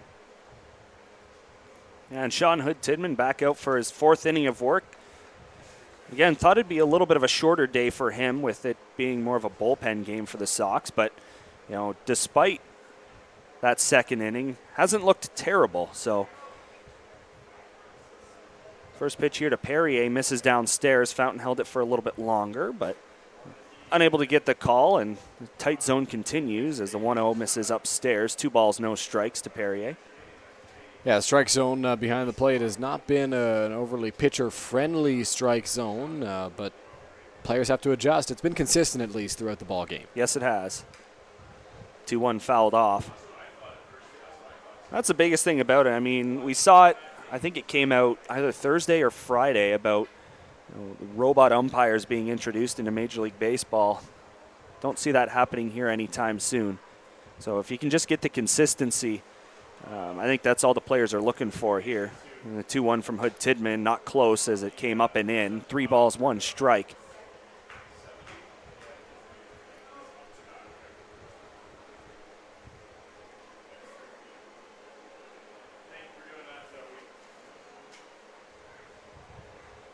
Hood Tidman into the windup. 3-1 hit on the ground right side. Banks going to take it on the edge of the outfield grass. Throw it to Burdette. And there's the first out of the bottom of the 4th. Good play there by Banks over at second base. A routine play, just a ground ball over to him. Barely had to move. Still got to make those routine plays. We talk about how easy they are, but you got to make those easy plays in order to get outs and move forward in the ball game. And so a good play over there at second base to record the first out on Dan Perrier, who walked in his first trip to the plate, and he's not happy. After that last ground ball, he just broke his bat walking back to the dugout. Seen quite a bit of that here this afternoon. Guys on both sides showing their frustration. It's the second broken bat we've had. First pitch from Hood Tidman upstairs, the number 9 hitter, Newton. Doubled his first plate appearance, drove in a couple of runs. 1-0, fouled off just to our left. It was a big hit for Newton in his last trip to the plate. Drove that one to the right center field gap. Sounds like a fan made a nice grab on that last foul ball. But drove it into the right center field gap, was able to score 2 and turn it over for the top of the lineup where they scored 1 more. They scored Newton, who came around on that stolen base and then throwing error. So he'll be looking to do the same thing right here. 1-1 upstairs, 2 balls, 1 strike. Hood Tidman having trouble staying ahead right now. Yeah, he's struggling with that command a little bit, and if he does get the first pitch strike, he's fallen right back behind. He fell behind on Dan Perrier, and we talked about it right in the pregame show that he's struggled a little bit with the command this season, as that one's cut on and missed by Newton. But so far in the ball game, he's only gotten first pitch strikes on 35% of the batters. He's just not getting ahead right now, and when you have to pitch from behind, that just makes it so much more difficult for you out there on the mound. Now here's the 2-2. Hard hit ball into right field. That one a base hit. Newton, 2 for 2 to start his day here this afternoon. And he is on with 1 out and once again turns it over for the top of the lineup. Not just any 2 for 2, Reese. He's hit 2 balls very hard so far in this ball game. One that was hit hard into the right center field gap, and that one hit hard on the ground into right field. So he's on board once again, and now Austin Wilkie's got a chance for the majors, top of the order. Wilkie's followed by Reichstein. If Wilkie can avoid the double play here in this spot, Newton doing a fantastic job in that number 9 hole. He's doing exactly what he needs to do. His job is to turn it over for the top of the order. That's what he's done twice now. Yeah, and the Brantford Red Sox, and as weird as this may sound, they've seen a lot of really good number 9 hitters this year. That's been a spot in the lineup that they haven't figured out how to get out a whole heck of a lot. First pitch to Wilkie off the plate outside. Oftentimes you think of that number 9 hitter as a guy you've got to get out, but in the Majors case, if it's not Jacob Newton, it's Chris McQueen down there, and they're 2 talented hitters. They're 2 guys who get on base a lot and who do a good job as second leadoff men. There goes Newton. Pitch is fouled off into the stands right side. 1 out, speed on the base pass. Not a bad idea for hit and run if that was the play there from the Majors. Rube Channerdat and Casey David Pullum, third base coach for London, calling that play perhaps. We'll see if Newton's on the move once again. He's shown off his speed already in this ball game with the stolen base that he came around to score on after the throwing error. And right there off on that pitch, he's one of the faster guys on this team, so his speed is an asset that he likes to utilize. Check on him at first, back easily with a step and a dive, and yeah, you want to stay out of that double play with the guys that are coming up. You want to keep these runners on base, right? 2-run lead, not good most of the time. Long pause from Hood Tidman, and the 1-1 misses inside and a bit down. Right there, Sean Hood Tidman tried to vary his timing because of the runner over at first base in case Newton was going to be on the move once again. Didn't want him to get an overly good jump. He held on to that baseball for a very long time and was very quick when he threw it to the plate, and that caused him to miss. It looked like he rushed a little bit too much. You can slide step, but he rushed his mechanics a little too much there, and it wound up being a ball. Fake steal on at first base, but the pitch also not close as it was up and in. Wilkie having to dive out, knocks his helmet off. Looks no worse for wear, and he's going to get ready for a 3-1 pitch here from Hood Tidman. Good hitters count here for Austin Wilkie. We'll see if Hood Tidman finds a strike zone. If Majors left fielder can do some damage to this baseball. Another check at first. Yeah, and when you get into spots like this where the threat is to steal, got to keep the focus on the hitter. There he goes. Pitch is high. Wilkie draws a walk, and the Majors are ready to do more damage. First and second, just one out. Here in the bottom of the fourth, they continue to lead 3-1 over the visiting Brantford Red Sox. In that last plate appearance for Austin Wilkie, Hood Tidman fell behind after throwing ball one, then got a foul ball from Wilkie after the pitch that Newton was running on, and it looked like he was finally clawing his way back into this at-bat, into that at-bat, I should say, but then threw 4 straight balls. Looked like Newton was in his head a little bit. He was throwing over to first base a couple of times, rushing his mechanics, and that allows Wilkie to reach it now. 2 guys on, one out, I should say, for Byron Reichstein. First pitch to him, just off the plate. Hood Tidman, an extra long look into the plate, but a really good take from the Majors' number 2 hitter, Reichstein. Byron knows what he wants to hit. He knows what he can hit, and that was a pitch that was just off the plate, so he laid off. Now the 1-0 misses as well, and that's going to draw a mound visit from Colton Fountain. A good one here just to give Hood Tidman a deep breath. The Sox bullpen is up and moving. Left-hander Hayden Stam looks like he's throwing, getting loose down that right field line. I think one of the messages here from Fountain has got to be you got to go after this hitter. You can't be too worried about the base runners. Right there on that pitch as Hood Tidman delivered it, he was looking at Jacob Newton over at second base, just trying to cause issues for him. But with the guy that you've got at the plate and the guys who are coming up after Byron Reichstein in Cleveland Brownlee, Robert Mullen, Starling Joseph, you've got to get an out here.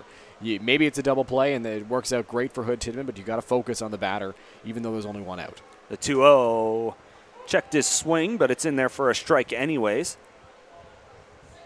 Byron asked the home plate umpire just to make sure that was in the strike zone. He didn't get called on the swing. Didn't go around, but it looked like a pretty clear strike nonetheless. Hood Tidman set, check on the runner at second. The pitch is going to be hit on the ground hard, but it is foul down the right side. Newton was off hard on that pitch. He was ready to score on a base hit, trying to extend this lead. And count 2 balls, 2 strikes. Like you said, Brownlee waits on deck.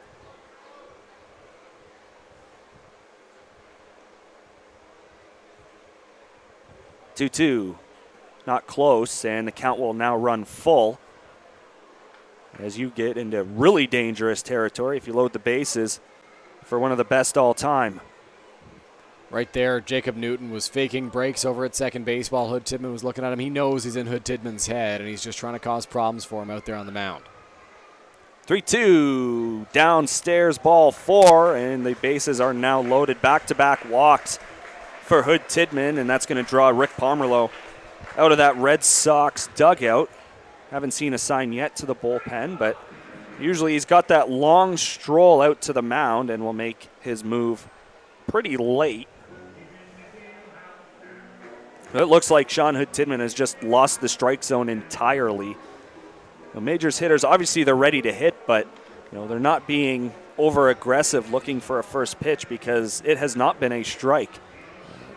A lot of the time, like you said, up around 30-35% first pitch strikes for Hood Tidman. It's dropped down to 33% now. It's only a third of the batters that he's faced that he's gotten a first pitch strike on. And you and I talked earlier in the ballgame when De Los Santos was getting ahead of a lot of batters, how easy it was or how much easier it was to pitch when you're ahead in the count. And Hood Tidman just has not been able to do that in this ballgame, and that's probably been part of the problem because he knows the damage that these Majors bats can do, so he's trying to pitch cautiously, and it just hasn't worked out for him so far.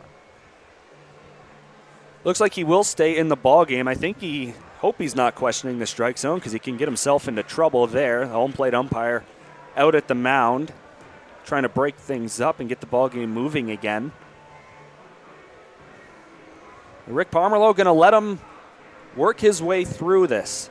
Up at 88 pitches, Reese, so far in this ballgame. So the pitch count is getting elevated. Yeah, and you did not expect that at all. When you hear the term bullpen day, you're thinking, okay, 60, 65 pitches probably for an opener, and then move on to the bullpen. But it's been a struggle for sure, only in the 4th inning. Brownlee steps to the plate. Big spot. First pitch to him, swing and a miss. Looked like the changeup first pitch from Hood Tidman, and Brownlee way out in front. You know Cleveland wants to do a lot of damage in this at-bat. Bases loaded, Sunday afternoon at home. Got a chance to put your team up by six runs, in this spot. So Cleveland's got to make sure he stays composed and he makes sure it's his pitch that he's swinging at. The 0-1 is going to be hit on the ground to third. Young to Fountain at the plate, but he drops it. One run is in. Here comes a second. Nobody went after that ball that made its way towards the wall along the right side, and the Majors are starting to break it open. It is now 5-1 as Newton and Wilkie both cross the plate.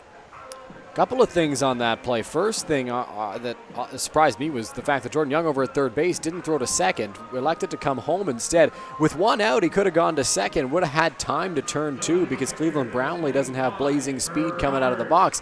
Obviously, he's going to hustle to first base, but it's not like he's a guy who's a threat to beat out any ground ball on the infield. So the first thing that caught my attention was the fact that Young came home, and then Colton Fountain just couldn't find the baseball. After it hit off his glove and went towards the backstop, he just couldn't find it. He didn't know where it was, and nobody was telling him where that ball was.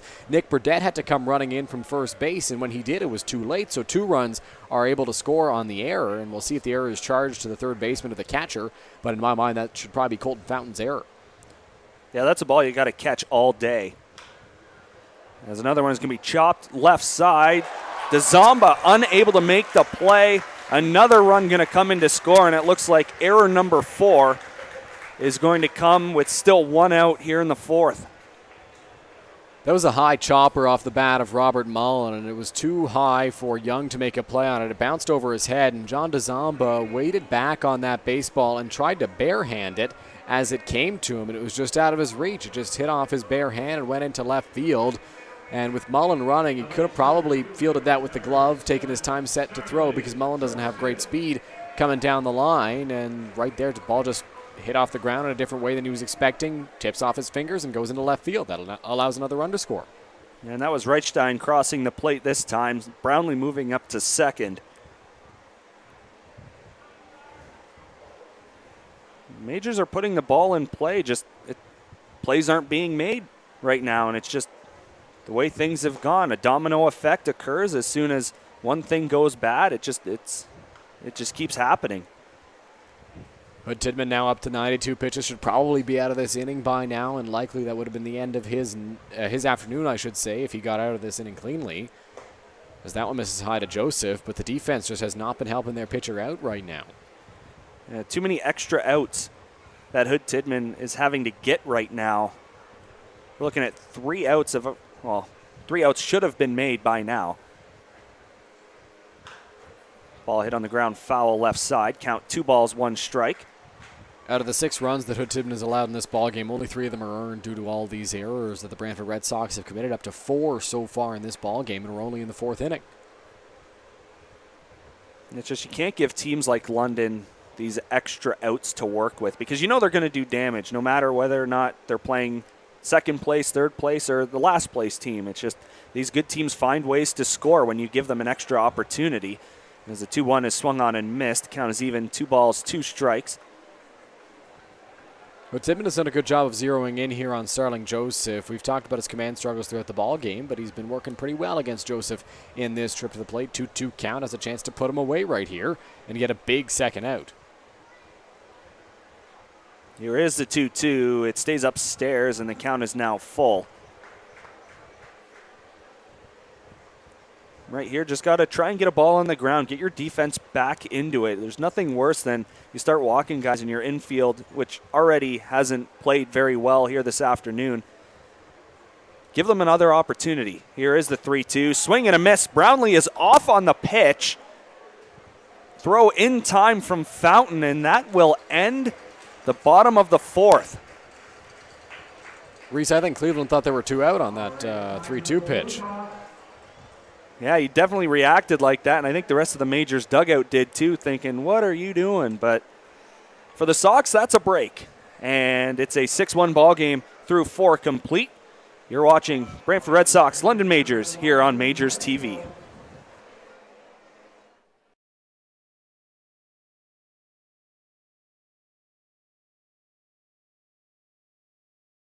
Here we go. Believe me, you've never heard a talk show like this. I'm sleeping with Joe Carter. By the way, Joe did not touch them all. Yeah. I have to say, like, your voice is fantastic. Meet Smitty. Listen, I'm the brains here. And Mitty. And I'm the good looking funny one. This is the Smitty Mitty Show.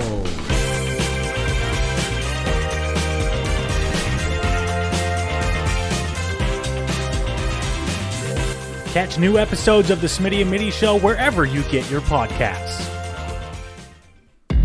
Here at EatHealthyEats.ca, My name's we Tiffany believe that a Creasy, and I healthy take care diet of the and sales good and marketing nutrition at Ricker shouldn't have to Promotions be and Recognition. sacrificed for Some of the things that we do at Ricker That's why we Promotions and deliver the meals Recognition to is we you, bring your so brand to they're life. ready when We you kind need of it, put your even with logo your busy on schedule. anything that On you our can give website, away it's as or easy as brand. 1, 2, 3. And we Start can by picking service your meals clients from right our across seasonally Canada. curated menus made from local produce. And after Ricker that, the Promotions rest is up to Recognition. us. We'll cook, package, and deliver your meals right to your door twice a week. Then eat and repeat. It's that easy. EatHealthyEats.ca. From farm to folks. Go beyond the scores and get to know the athletes who call the Forest City home. Game Day London brings you in-depth stories and conversations about London's major teams and athletes. Whether it's the London Knights, Nationals, or Lightning, or even your London Majors, Game Day London has you covered. For fresh and engaging sports coverage, visit GameDayLondon.com. Game Day London, a proud sponsor of your London Majors.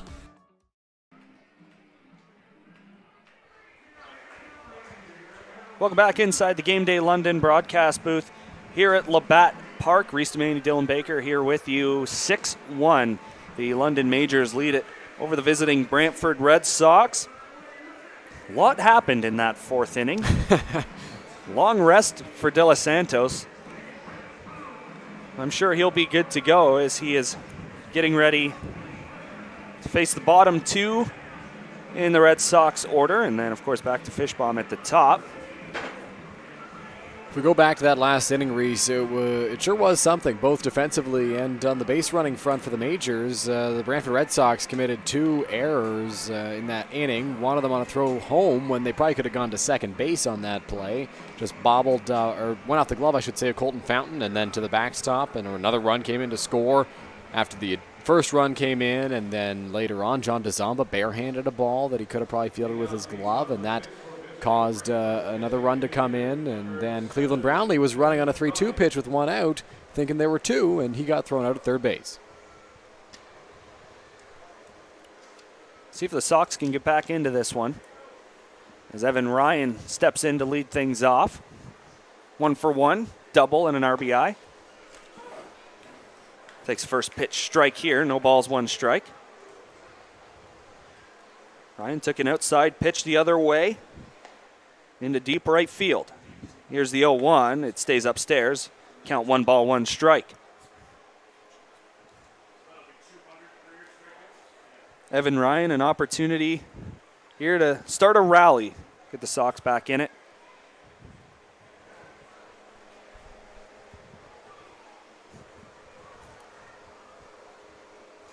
Two-1 is going to be hit in the air, center field.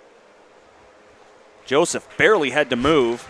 That was a can of corn for him. Evan Ryan is out, and he's the first out here in the top of the 5th. I think Starling Joseph was trying to see if he could just stand in the same position and make that catch. Eventually, the ball did force him to move a couple of steps to his left, but he still came up with the grab on that one. A very easy fly ball out to center field for the first out.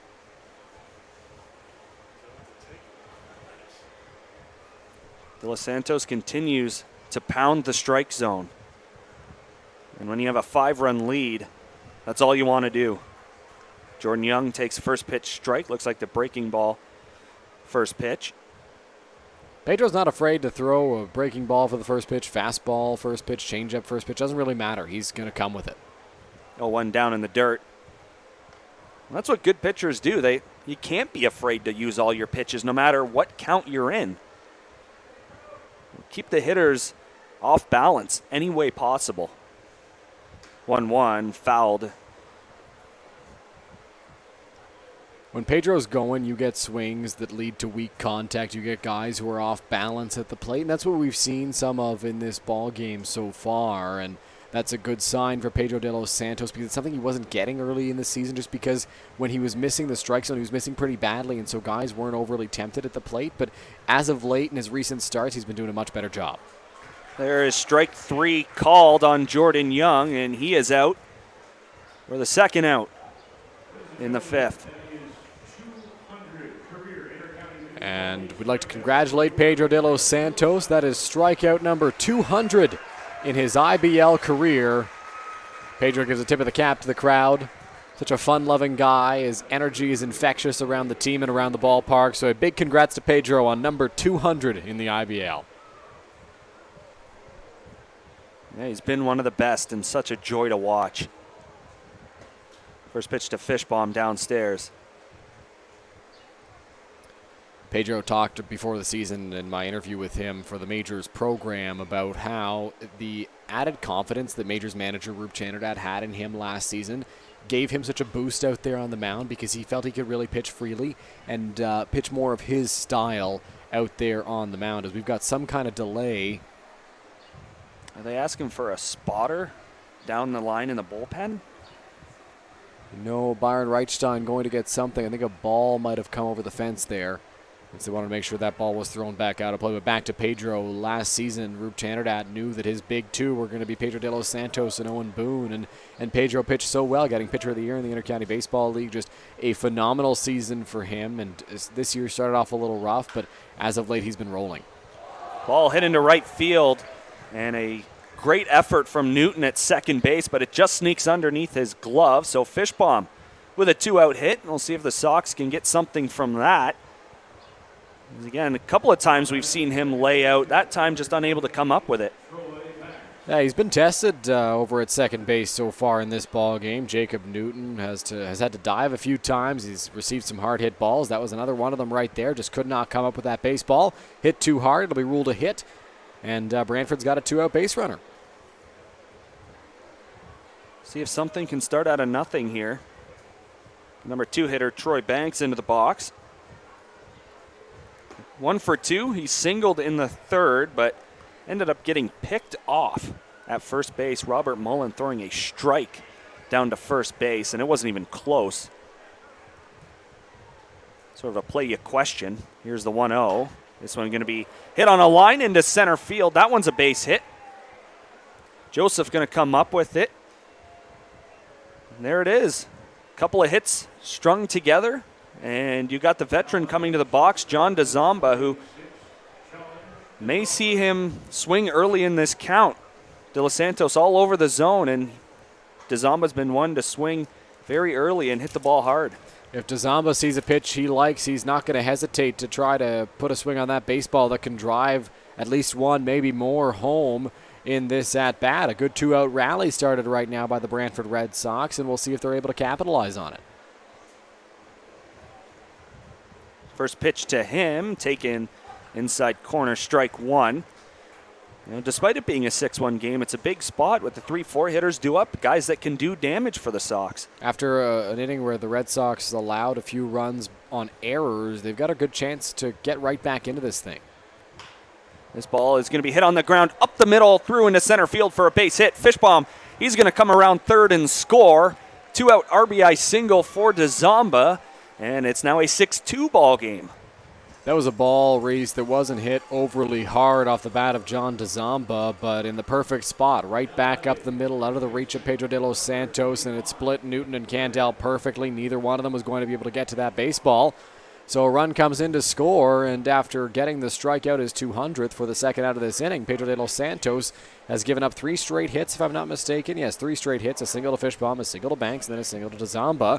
So pitching coach Brent Wales is going to come out and talk to Pedro, try to calm him down. Maybe a little bit too much adrenaline after that 200th strikeout. He's got to cool him down a little bit in this spot. He's got a big at-bat coming up. We talked about the importance of the DeZamba plate appearance, coming up with 2 guys on, a veteran hitter at the plate. Now Nick Burdett comes into the batter's box, a similar kind of hitter. He's been around the league for a while. He's got great power, and he's another guy who can drive some runs home for the Brantford Red Sox. Yeah, I think part of the message here may be to keep the ball away. Nick Burdett has been one to not really hit it the opposite way. Very much a pull hitter, and it's just an adjustment that we're waiting to see here. this season. First pitch to him, in for a strike. With the power that Burdett's got, he's looking to turn on everything, and sometimes you just can't. Right there, good pitch from De Los Santos, good execution on the outside corner. He's set. Ball hit on the ground. And that's an easy play made despite a little bit of a bobble. Nice job, Jacob Newton, to retire the side. The Sox do get one, though. It's now a 6-2 ball game. And again, De Los Santos, Sox an opportunity to put more than one on the board, but he's able to shut it down after that. And it's, it's part of what championship teams do is they don't give up a whole lot at once. And when other teams get opportunities, they got to capitalize. And when you see 4 errors on the board for the Sox, that's exactly what the Majors did because of that number for Brantford. It's just the Red Sox unable to do so here against De Los Santos. Yeah, those big innings can be such a momentum killer if you're the team on defense, and the Majors have done such a good job this year of not really allowing those to happen, with the exception of a couple innings in Welland, a couple ninth innings that happened to be where the Jackfish walked off the Majors. We haven't really seen big innings this season against London, and there have been innings where 2 or 3 even runs have been scored, but the Majors know the offense that they have. They know that they've got the ability to come back in these ball games. They know that their bats are tops in the league, right up there with the Jackfish, and they're not afraid of a deficit. It's just a matter of ensuring that that deficit doesn't get too big too quickly. And right there, good spot, or good job, sorry, I should say, for Pedro De Los Santos. Wasn't a good spot with 2 guys on in 2 different situations, but Pedro did a good job of working his way out of that jam, and he did so earlier in the ball game as well. As looks like Nick Burdett and Rick Pomerleau are talking to the umpire right now. Burdett's starting to get a little frustrated, it seems. And for a second, I thought they just may have been discussing some changes that the Sox may be making, but surprisingly, right now, Sean Hood-Tidman is back on the mound for inning number pitches. 5 here. He's at 97 pitches right now, Reese, through 4 innings of work. The Red Sox trying to get as much as they can out of their young right-hander. That's just the situation the Sox are in. Lack of arms. Lack of experienced arms, I should add to that. And, you get into a 3-3, and it's tough. You go from a home game Friday afternoon against the Hamilton Cardinals, and then, it was a night game last night in Barrie, so nobody ever really enjoys the trip to Barrie. It's a nice ballpark once you do get there, but, it's never a fun trip when you got to go 400 north and then a quick turnaround here in London this afternoon. So, again, it's made it sound like we were going to see at least 5 arms from the Red Sox here today, and a little bit of a different story as this game has played out. But 6-2 game. Just got to continue to throw strikes. Almost take the De Los Santos theory and just hit the zone. They're going to put the ball in play. You're not going to strike them out. You haven't done that to anyone all year long. So just got to keep your defense on your toes. Yeah, Pedro relies on his movement. He knows that he's got a lot of it, so if he just aims for the strike zone on every pitch, typically he generates weak contact and at times strikeouts, either swinging or looking. And now the umpires are going to have a mini conference after the discussion with Rick Pomerleau ended. Boy, I'm really curious as to what was talked about with Nick Burdett, Rick Pomerleau, and the home plate and first base umpires. Yeah, I wonder if this is a rules question or not, because I couldn't think of anything in the top of the 5th inning that would, warrant something like this. And Burdett's kind of pleading his case right now over there at first base. Burdett, I think, explaining to Phil Whalen, who's coaching first for the Majors right now, what they were talking about. Maybe they saw something with De Los Santos that looked a little suspicious. Roop Chanadat standing on the warning track, kind of waving his arms, saying, let's go, let's get her going here, guys, come on. Now the umpires pulled out the score sheet. I think it's the score sheet at least. There's some kind of document in the umpire's hand. Yeah, I might have pulled out the lineup card there for a second. And now they're going to call Rick Pomerleau back.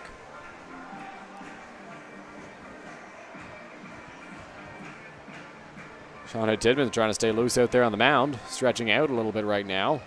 Need those mics the major league umpires have. Explain what's going on.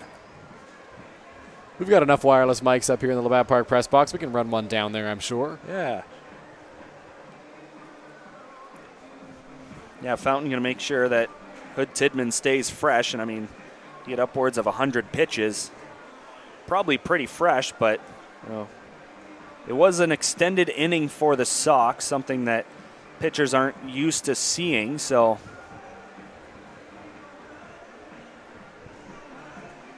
is it possible, Reece, and this is just a complete guess, but with Hood Tidman being where he's at in terms of pitch count and still in the ball game, is it possible somebody they wanted to bring in wasn't on the lineup card maybe? They forgot to add them and they can't bring him in? I don't really know, because nobody started to come into this ball game, but they brought out the lineup cards, it seemed, in that conference with the umpires.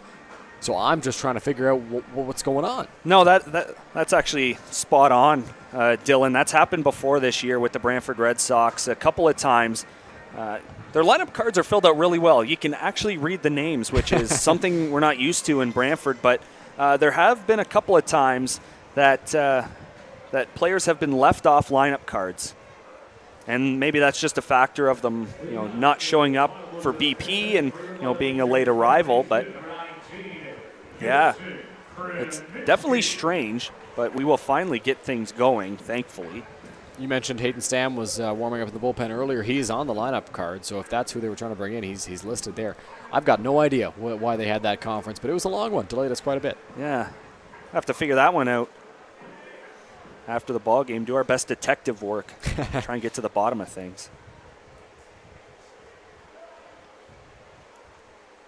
First pitch here from Hood Tidman. Swung on and missed by Krasminski. Strike one. So far in the ballgame, Krasminski 0 for 2. Popped out to short and to right. 0-1 stays inside and down.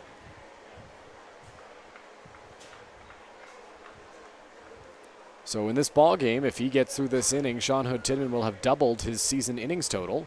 Came into this ballgame with 5 innings pitched. So far he's gone 4, plus this batter. We'll see if he can get through the 5th. 1-1 stays high. 2 balls, 1 strike. Krasminski, one of 2 majors to yet to reach base here today. Him and the man behind him, Keith Candell, looking to reach base for the first time. 2-1 just high. Looks like it caught the letters. Good hitters count here. 3 balls, 1 strike. 2 guys with pretty good on-base percentages coming into the ball game. Keith with an on-base percentage of .392, Krasminski .380. 3-1 catches the outer corner. The count is now full. The pace has definitely slowed down a bit from Hood Tidman. Not that he was the fastest worker to begin the ball game, but an extra second here and there may need it at this point in the ball game. Ball's hit on the ground. Banks going to get it on a hop over to Burdette at first, and first out of the bottom of the 5th. Yeah, Reece, it's possible he needs more time between pitches just to make sure he's ready to go for the next one. He's up at 102 pitches now through 4 1/3 innings in this ball game, and there is action in the Red Sox bullpen, but it looks like somebody just getting over there to start warming up. So we'll see how long the leash is for Hood Tidman. It's possible that if the lineup turns over in this inning, that's the end of the ball game for him. He's going to be tasked with getting the bottom of the order out here for the majors. But we've been surprised before. And nothing surprises me anymore. First pitch to Candell is just off the plate outside.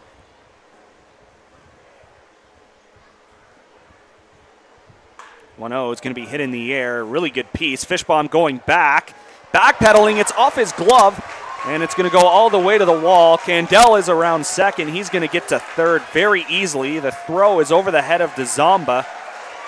And it's a 1-out triple. Keith Candell putting a statement here in the 5th. Majors want more runs.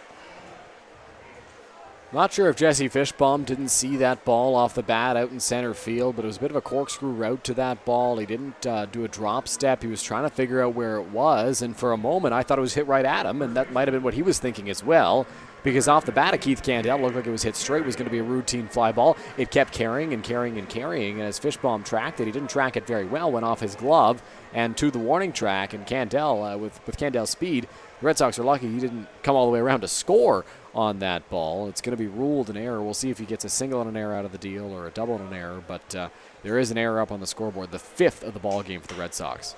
This ball is hit up the middle into center field. That one a base hit. Majors going to get that run right back. Dan Perrier, RBI single. Errant throw now. And the Red Sox are all over the place.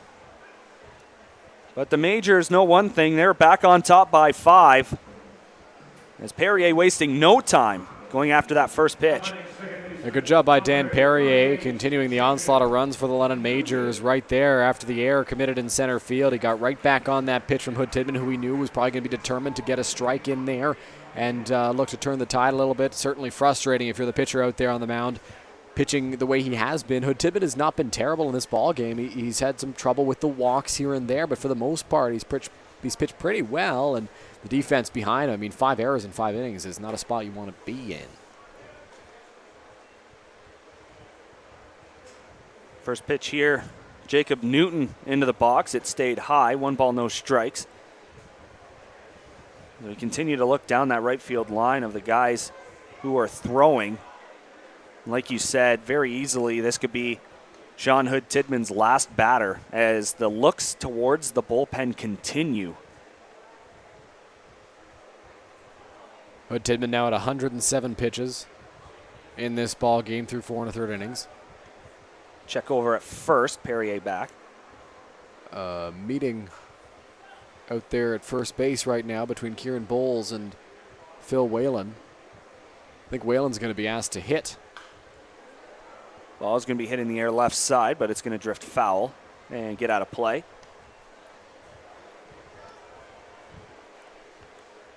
Yeah, Majors in a spot right now they can put the game out of reach.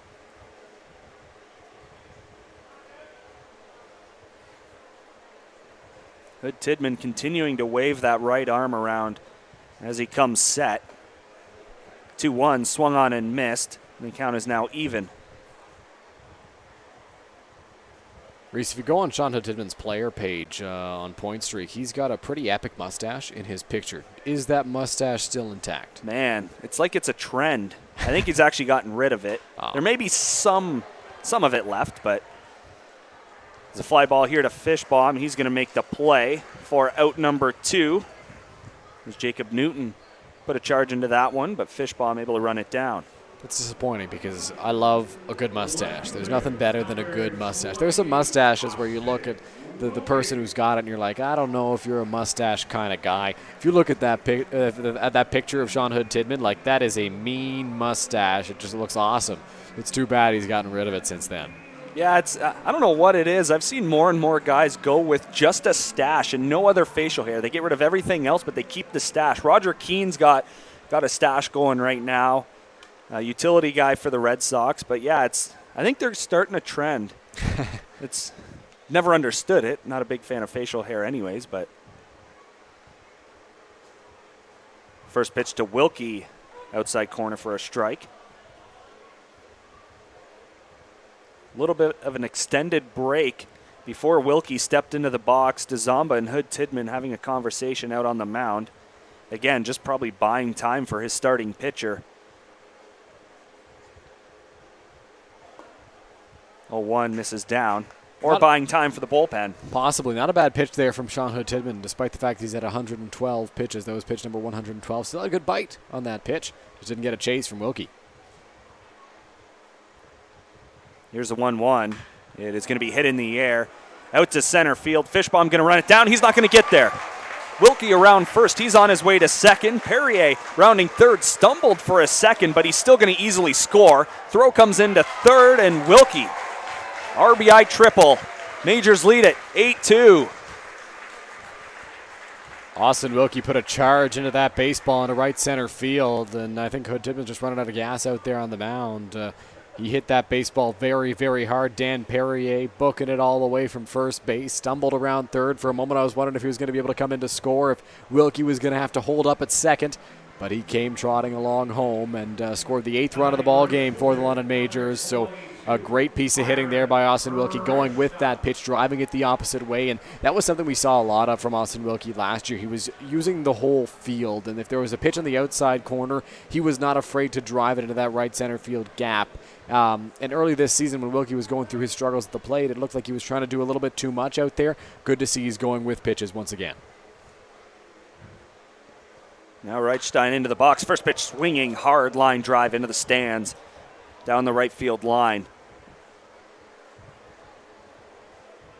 Byron been on base a couple of times. He singled in the second, and in the fourth he walked and then came around to score. Here's the 0-1 from Hood Tidman. This ball is going to be hit in the air, center field as well. Fishbaum moving over, and he's going to get that one to retire the side, but Majors answer back, +1, and they now lead it 8-2 here at Labatt Memorial Park. You're watching IBL action between the Sox and Majors on MajorsTV. Here we go. Believe me, you've never heard a talk show like this. I'm sleeping with Joe Carter. By the way, Joe did not touch the ball. Yeah, I have to say, like, your voice is fantastic. Meet Smitty Listen, I'm the brains here. and Mitty. And I'm the good-looking funny one. This is the Smitty Mitty Show.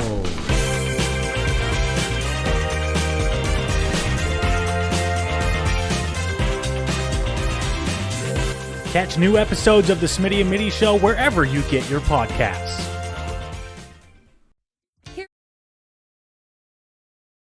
Creasy, and I take care of the sales and marketing at Rickard Promotions and Recognition. Some of the things that we do at Rickard Promotions and Recognition is we bring your brand to life. We kind of put your logo on anything that you can give away or brand, and we can service clients right across Canada. At Rickard Promotions and Recognition, we can take care of your designing of your logo for any artwork that you need done for the branding. And a lot of people don't realize we can do that here. We also have our in-house production that we take care of your order from start to finish right here at our one location. So with keeping everything in-house from graphic design to in-house production, we're able to get you your order a lot quicker with a faster turnaround time. We'll help gather your ideas together, give you some options to kind of narrow down the search for you, whether it be from your apparel to promotional products. And from there, we'll get your mock-ups done, proofs done, order done, and the quality control is right there all along the way for you.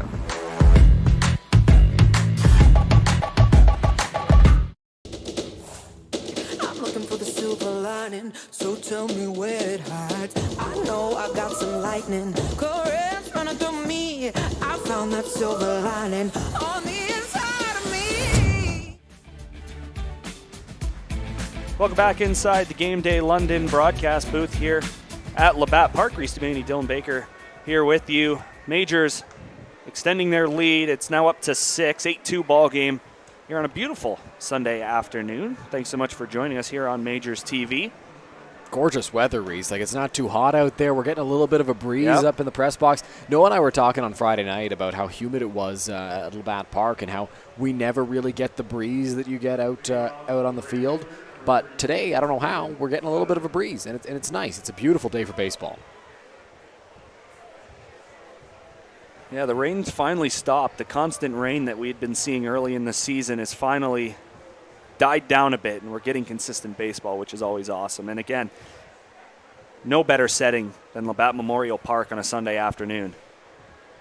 William Sutherland to lead things off for the Red Sox. Swings and misses at the first pitch from De Los Santos, 0-1. Pedro's been working very well. 66 pitches coming into this inning, 67 now. Through 5 innings of work, he's been efficient, he's been sharp, and he's been stellar. 0-1 way inside. Sutherland having to back out of there, doing a little bit of a dance in the box. Almost got him in the back foot, but he was able to kick that back foot out and avoid the hit by pitch. One positive for the Sox, you can take through 5 despite it being an 8-2 deficit. They are still out hitting the Majors. It's just the errors are the reason they are behind right now. Just, that takes any wind out of your sail. I don't care how good you are as a team. If the defense is just not making plays behind you, out on the mound it becomes so much tougher, not only physically because you got to throw more pitches, but mentally as well. It wears you down seeing that many errors. 1-2 stays outside. See extra outs and extra pitches.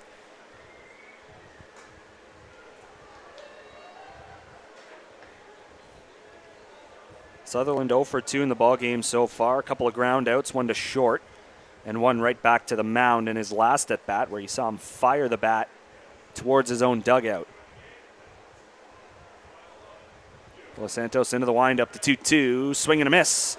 Another strikeout for the Majors left-hander, and there's one down to start the 6th. Good job by Pedro de Los Santos there, recording his 4th strikeout of the ball game. Gets a swing and miss from Liam Sutherland on that pitch. A good fastball right there from de Los Santos to get the swing and miss for strike 3.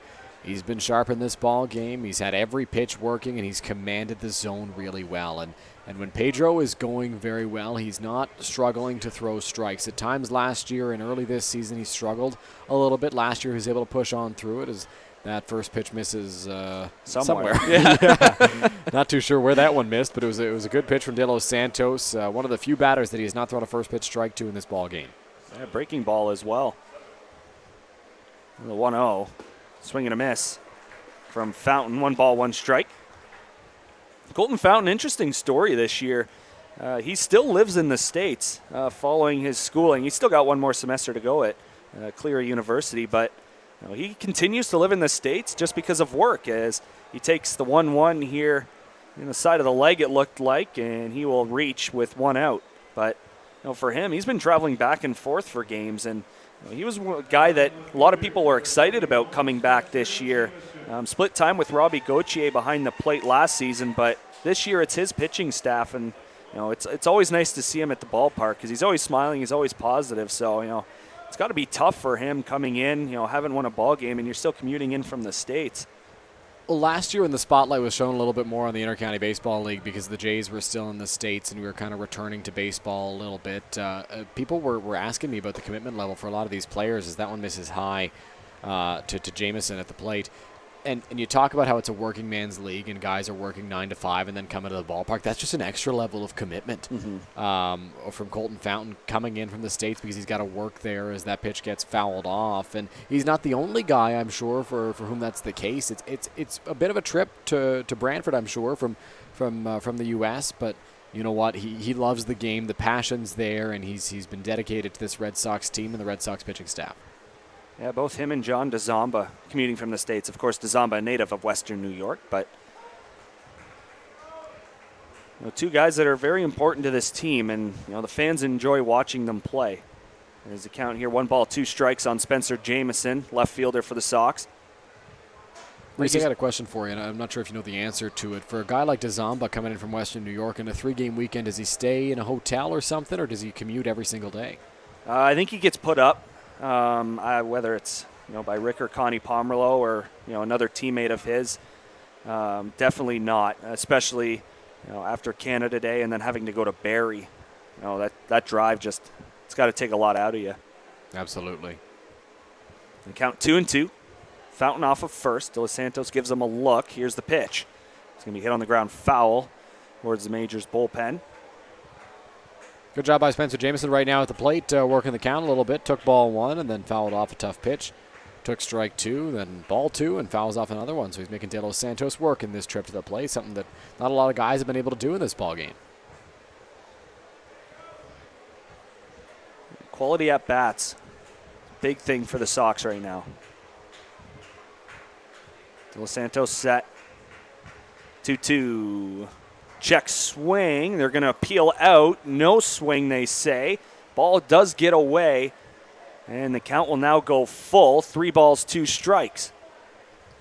This inning is really the first one where we've seen Pedro de Los Santos get a little bit wild. He hit a batter. He hit the last batter, Colton Fountain, and allowed him to reach base on the hit by pitch. And right there throws one in the dirt that even Robert Mullen, who's very good behind the plate, could not block. So that allows Fountain to move up to second base, and now with a full count and 1 out, it's not a bad spot for Jameson, who can either reach base via the walk here or try to drive Fountain home.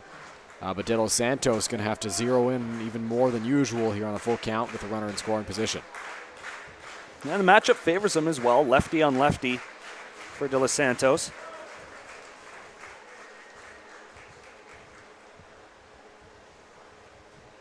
Now to sign the offering is fouled off, and the at-bat continues for Jameson. Reese, I know you're not always at Labatt Park. Where'd you park your car today? Because that foul ball might have been right in the parking lot. Yeah, I start to get scared about that because my car is about a week and a half old. Uh-oh. So I parked as far away as possible. Okay, you're a veteran. You're already a veteran. Oh, yeah. Los Santos ready. Here's another 3-2. This one is going to be lined into left field. That one's a base hit over the head of Candell. Fountain going to have to stop at third as he had to hold to see if the ball would get down. But Jamison with a good piece, good at bat as we talked about. And now the Sox have runners at the corners with just one out. Really good job by Spencer Jamison at the plate there, lining that ball over the head of Keith Candell. Keith Candell, obviously not exactly the tallest guy, but he's got good hops out there at shortstop. Could not come down with that baseball, and now they're runners at the corners for Evan Ryan, who did the damage earlier in the ball game for the Brantford Red Sox. Had a double all the way back in the second that went to the right field fence. So he's a guy who's got some pop, and we'll see if he can capitalize on the runners on the corners here. Yeah, big first pitch swinger as well, Evan Ryan. Looks for the fastball up early in counts. Here's the first pitch from De Los Santos. It is taken for ball one. Looked like it was a fastball that time from Pedro, but this one was down, and Ryan elected not to chase that pitch.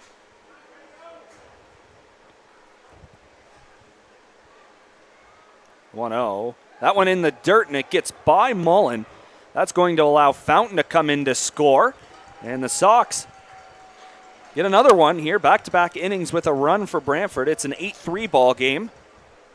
A little bit of a gift there from the Majors. Goes back to my previous point about De Los Santos getting a little bit wild at the moment for the London Majors. First time really in the ball game we've seen that, as he's been missing his spots, hit the bat earlier, wild pitch, and then this time another wild pitch that allows a run to score, and so that'll bring out Brent Wales to talk to his starter once again, just to try to calm him down. And earlier in the ball game, we saw Brent do that just to try and get him to lock in a little bit, find the strike zone once again. He threw a ball and then was able to get out of the inning after Brent's mound visit as Bo Lewington begins to loosen up in the London Majors bullpen. Lewington worked an inning in yesterday's contest in Welland. Point Streak will tell you he worked two. That's wrong. Cesar Cabral worked the ninth for the Majors.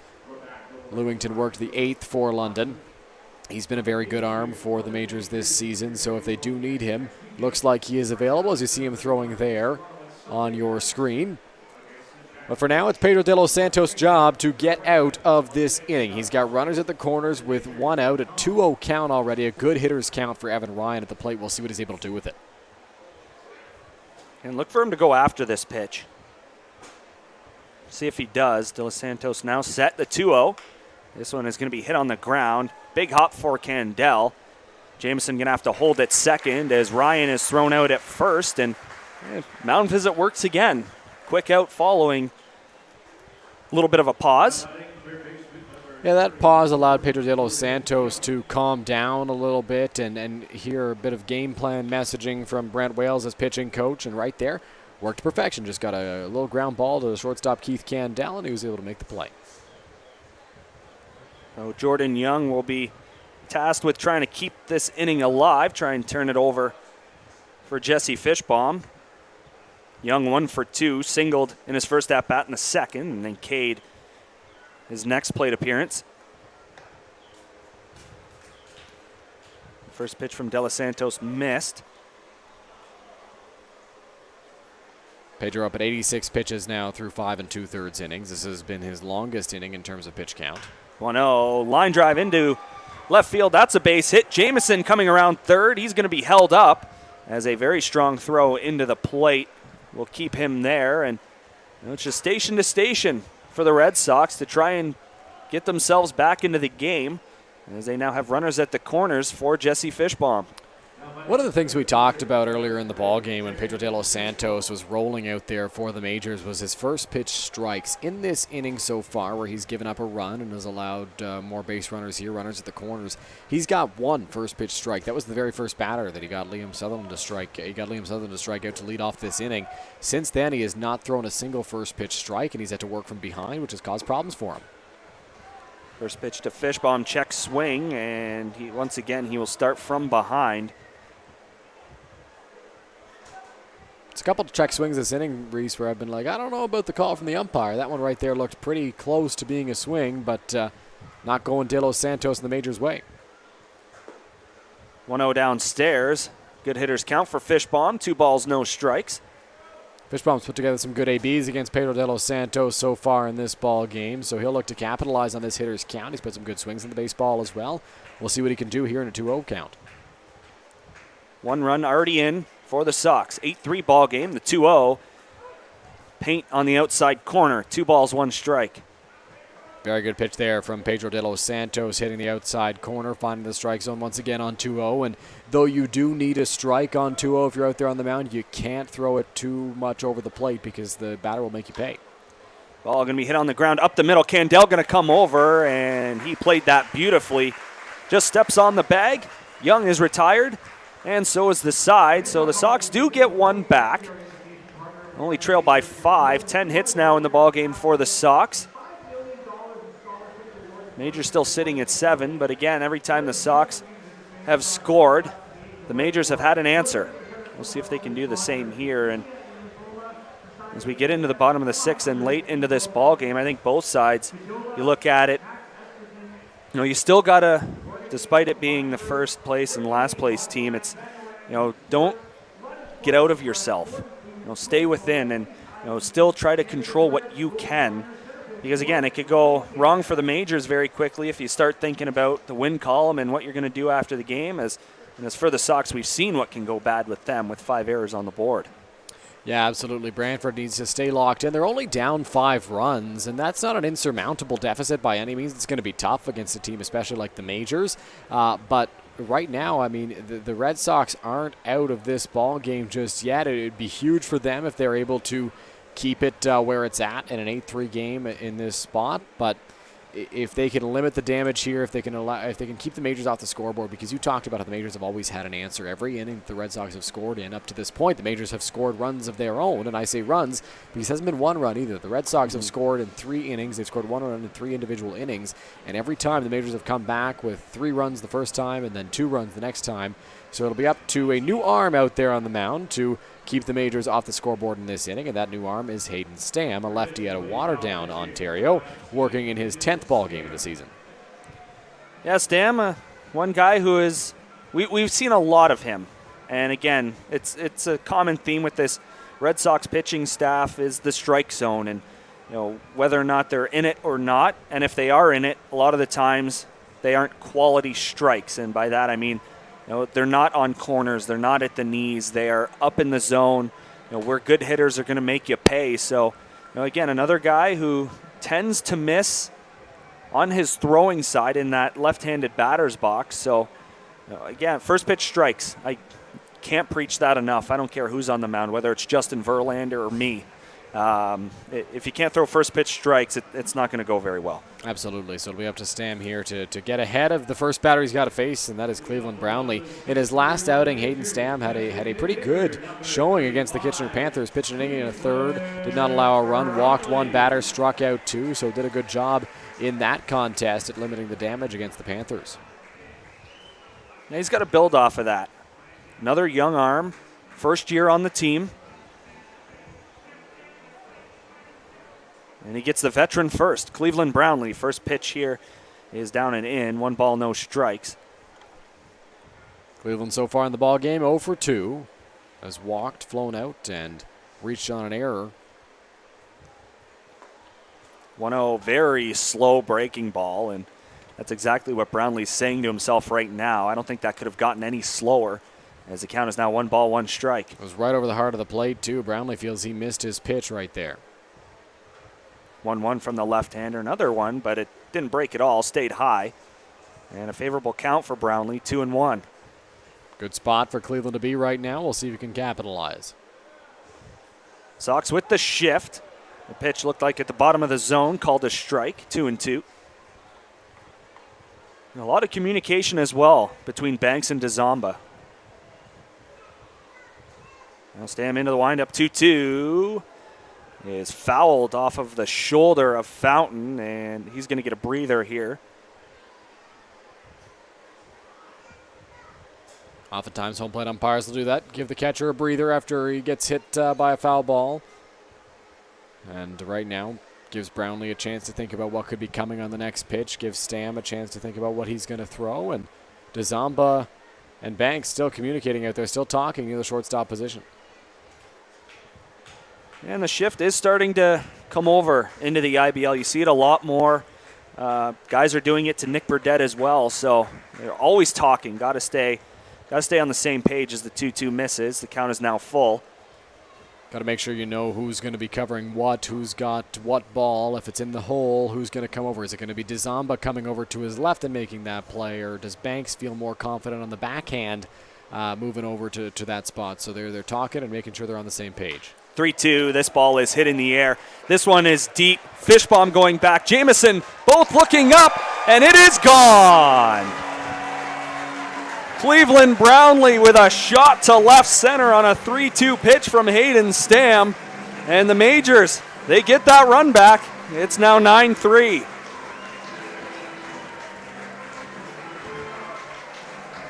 Cleveland Brownlee with a bomb to left field. He knew he got every stitch of that baseball and watched it as it flew over the left field fence. Brownlee hit that one a ways away into left field. Just a hanging pitch that he was ready for, and he was upset with himself earlier on in the plate appearance because he thought he missed his pitch. He thought there was one that was right there that he could have hit, and he didn't go after it. He took it because it was pretty slow, and I think that's what caught him off guard. But waited back on that one and just drove it to left field. Yeah, you gave Brownlee too many opportunities to hit the ball far. And the last one he capitalized on it, like you said. 9-3 ball game, Majors lead it. And now Robert Mullen takes the first pitch up and in.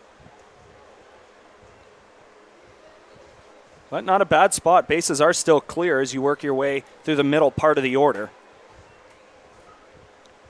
It's a 1-0, not close either. 2 balls, no strikes. Hayden Stam working very quickly out there on the mound, gets the sign and goes right away.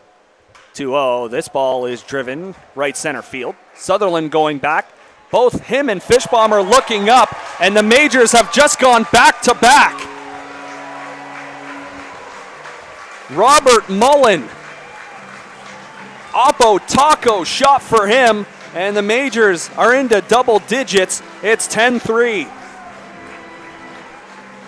This is what the middle of the Majors order can do to you. And Robert Mullen sends one out to right center field. Not the first time we've seen Mullen hit a ball out to right center, showing off the opposite field power. And after 2 batters, Hayden Stam's afternoon is done. Putting in the lefty, the soft-tossing lefty to face 2 of the bigger power bats in the Majors lineup that are both righties was an interesting decision, and it's one that has backfired on the Brantford Red Sox. Cleveland Brownlee hitting his 9th home run of the season. Robert Mullen hitting his 8th home run of the season. RBIs number 31 and 27, respectively, for both those guys. So a good spot for the Majors now. They've answered back, as we talked about, in double digits now, 10 runs in this ball game, and they will have a new arm to face out there on the mound. Yeah, back-to-back lefties for the Brantford Red Sox. And this time it's going to be Danny Howitt. Another one of those young arms, part of the junior program in Brantford. And again, a guy that he's not going to overpower anybody. It's just about locating. And so if he gets through this full inning, he will have hit 10 innings pitched so far this year, coming in 9 1/3. He's given up 10 hits, 7 runs, only 6 earned. He's walked 3, struck out 10. So, again, maybe a new face into the league. Might throw off the Majors, but, again, he's got to stop the bleeding very quickly because the Majors are firing on all cylinders right now.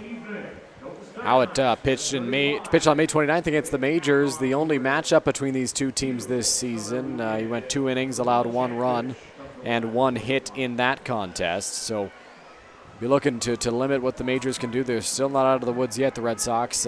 Starling Joseph saunters into the batter's box. Please now batting center fielder, number 7, Starling Joseph. The Sox infield a little bit shifted over towards that left side. Banks just a few steps away from the middle of the diamond, shading close towards second base. Dizamba, of course, in the normal shortstop position. It actually looks like Dizamba gave Banks some advice there, told him to move over a bit, and they're back to normal depth right now. The 1-0 from Howard is going to be fouled right back to the screen. Count is even, 1 ball, 1 strike. Starling Joseph right on that pitch, just could not put it in play. Fouled it straight back towards us here, and we'll look to see what he can do on 1-1. Howard set. 1-1 breaking ball. Looks like it stayed up. Joseph went after it, and the count is 1-2. Yeah, Starling Joseph chased the breaking ball up, thought it was a pitch he could hit, and could not get a hold of that baseball. Howitt out of the stretch with no one on. The 1-2 stayed upstairs.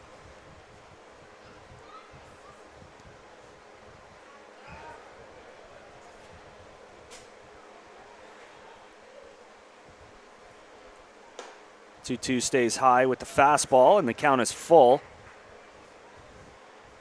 Majors have had an answer for every Brantford Red Sox question here today. Full count pitch stays just downstairs. Fountain tried to give the umpire a good look at it, but it will be a free pass to Starling Joseph, and the onslaught continues here in the 6th. Not where you want to be after 2 home runs. Walk to Starling Joseph, so Gibson Kraminski, has a chance to hit with nobody out and a runner over at first base.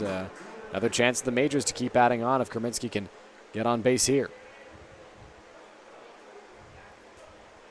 Jordan Young with some words of wisdom for his pitcher here. Try to get him to calm down, get a ground ball, try and turn 2. Infield set up for it. How it's set. First pitch in for a strike. Be nothing better right now for Denny Howitt than a ball on the ground on the infield to possibly get 2 and really get your confidence back after he came in after the 2 home runs and walked the first batter. There's a called strike. He's doing a good job pitching to Kraminski right now. Of course, he didn't give up those 2 home runs, but he comes in and the Red Sox are looking for some help, looking for a quick out, and he walks the first batter. It'd be nice if he can turn 2 here. Long look into Fountain. Now he's got his sign. The 0-2. Check swing. Did he go around? Yes, he did. Home plate umpire going to call it. And there's the first out of the 6th. Really good sequence there for Denny Howitt out there on the mound. Got a couple of called strikes to Gibson Kraminski and then got him to chase the fastball up. It was fastball, fastball, fastball, and he got himself a quick out. Now Keith Candell into the box. And doesn't get easier for Howitt. But now he's 1 pitch away from getting his team back in the dugout.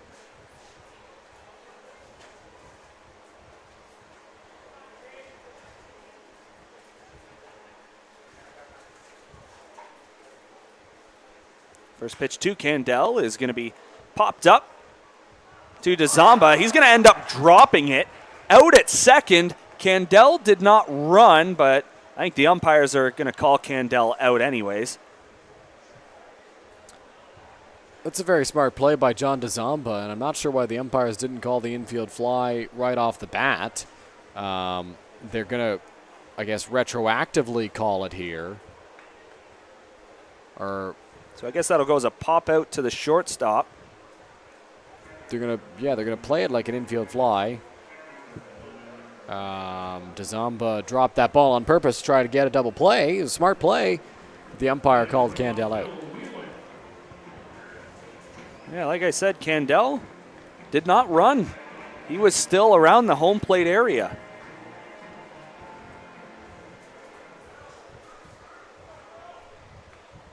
Pinch hitter now for Dan Perrier as Phil Whalen comes into the ball game for the London Majors. He will hit with 2 outs. First pitch swinging. That ball is headed for the right center field gap, and it's going to get down.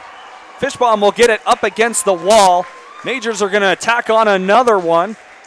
As coming around to score is Joseph. It is now an 11-3 ball game thanks to a pinch hit double from Whalen. Whalen wasted no time right there. First pitch he saw, he took it to the right center field gap, went all the way up against the wall, drove that baseball. I thought for a moment it might get out, and Phil Whalen might have had his first IBL home run, but it was not the case. Still for the Majors, a long double scores Starling Joseph. Majors now up to 11 runs in this ball game, and the onslaught continues. And we've talked about how the Majors have answered back so well. Every time they've given up a run, they've scored multiple runs to get back, and that's the case once again here. They've scored 3 so far in this inning.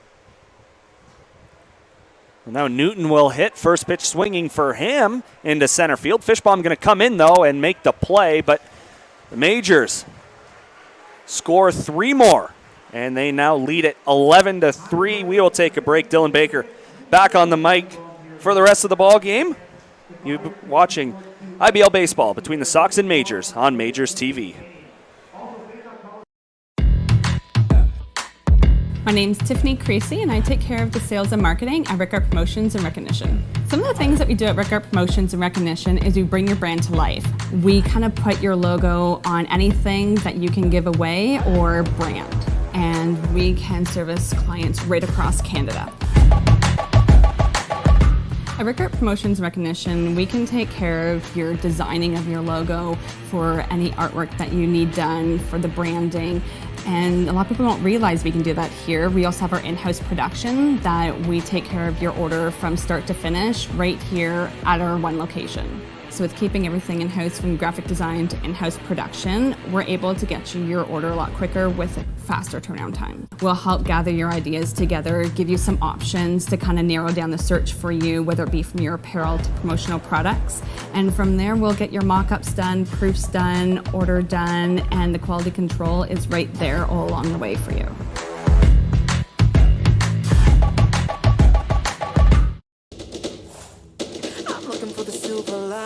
So tell me where it hides. I know I got some lightning currents running through me. I found that silver lining on the inside of me. Yeah.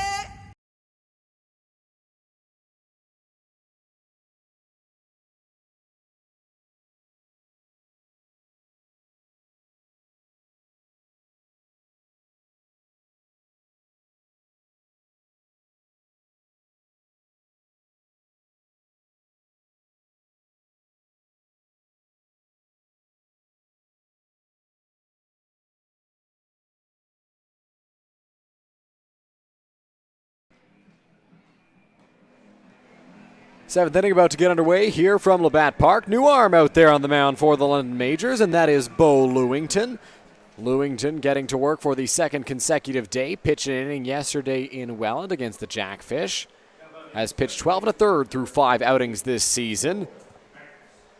Has an ERA of 3.65 to this point. Gave up 5 earned runs in those 12 1/3 innings so far this year. Lewington looks in for the sign as Troy Banks steps up to the plate for the 4th time today. The first pitch from Lewington. Banks lines that one back up the middle. It'll drop in front of Starling Joseph. That'll be a base hit for Troy Banks and the Brantford Red Sox to lead off this 7th inning. Some changes as well to report for the Majors as Phil Whalen stays in the game to play first base, and Kieran Bowles has come in for Gibson Kraminski and will play third.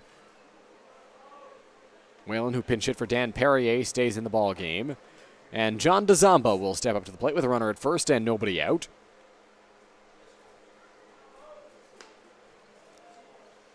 DeZamba to this point in the ball game is 2 for 3. A single, a pop out, and a single to this at bat. Here's the pitch that is swung on and missed by DeZamba for strike 1.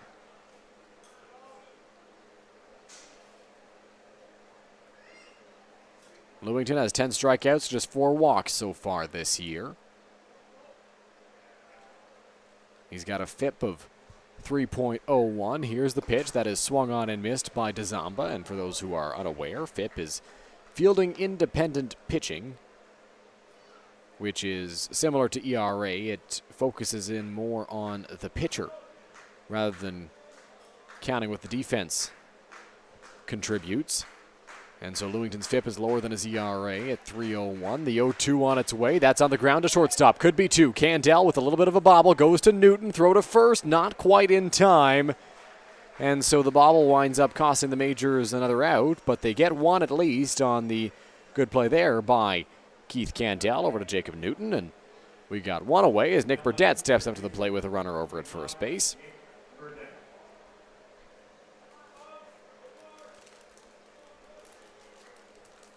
Burdett in the ball game is 0 for 3.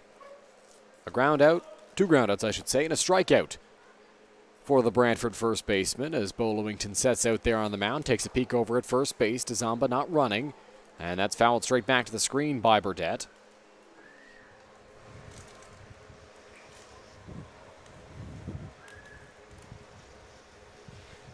Lewington digs in on the rubber.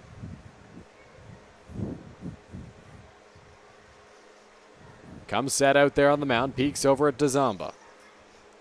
Douzamba on the move. He got a great jump. That pitch is going to miss high, and no throw from Robert Mullen. He's got that base stolen. Yeah, Douzamba, good jump for him, and a guy you don't expect to steal, but he does a lot more often than you think. He had a steal of home last year. I remember that, Reese. That was an exciting play. Just watched it back in the highlight that was posted on Brantford's social media. I didn't have a chance to see it live on the live stream, but really got the crowd fired up. He just makes the game exciting, John Douzamba. The 1-1 is going to miss, 2-1. And Reese, was that steal of home in the playoffs against Kitchener, or was that just before the playoffs rolled around? Last week of the season. Right before the playoffs. Okay. And that's kind of when we saw Douzamba start to heat up. It's the guy we expected to see. So, again, something that you don't really see helped the Sox. That one misses high, 3-1. And you mentioned how Douzamba got hot as the season was winding down. So did the Brantford Red Sox. So with Douzamba heating up, the team kind of heated it up as well. Yeah, they were one of the hottest teams heading into the playoffs, and I think that just led into that first-round win against Kitchener.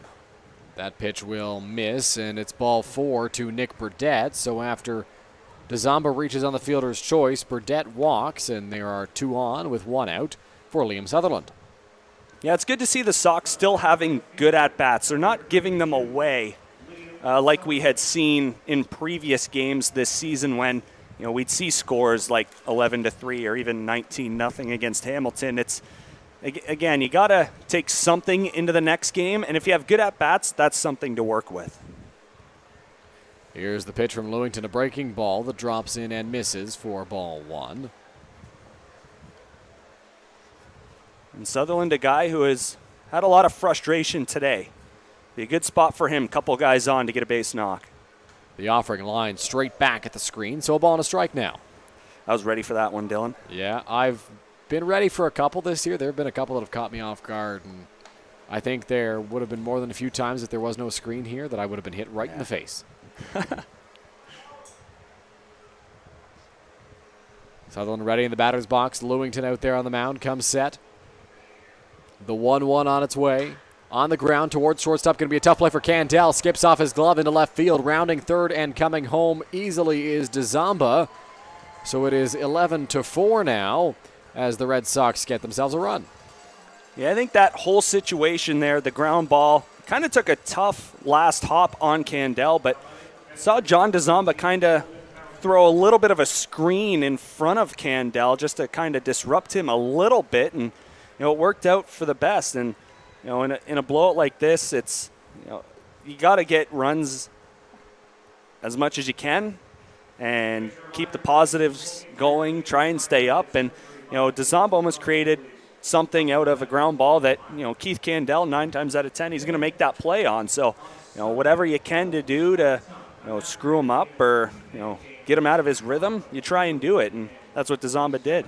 Absolutely, and if you can pull off that screen without getting hit by that baseball, it's a very good play to make because you impede the view of that fielder and it makes it so much harder. And Candell is usually pretty good at adjusting to those weird hops that come at him, but because he couldn't really see the baseball until it got right up to him, thanks to the screen that Douzamba put on, he couldn't make that play.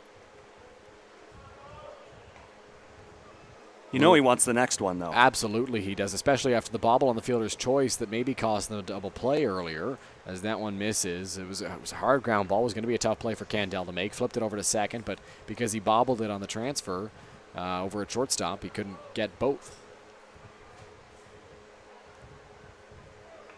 And that's what you got to do if you're Lewington. Get him that next ground ball because he's hungry for it.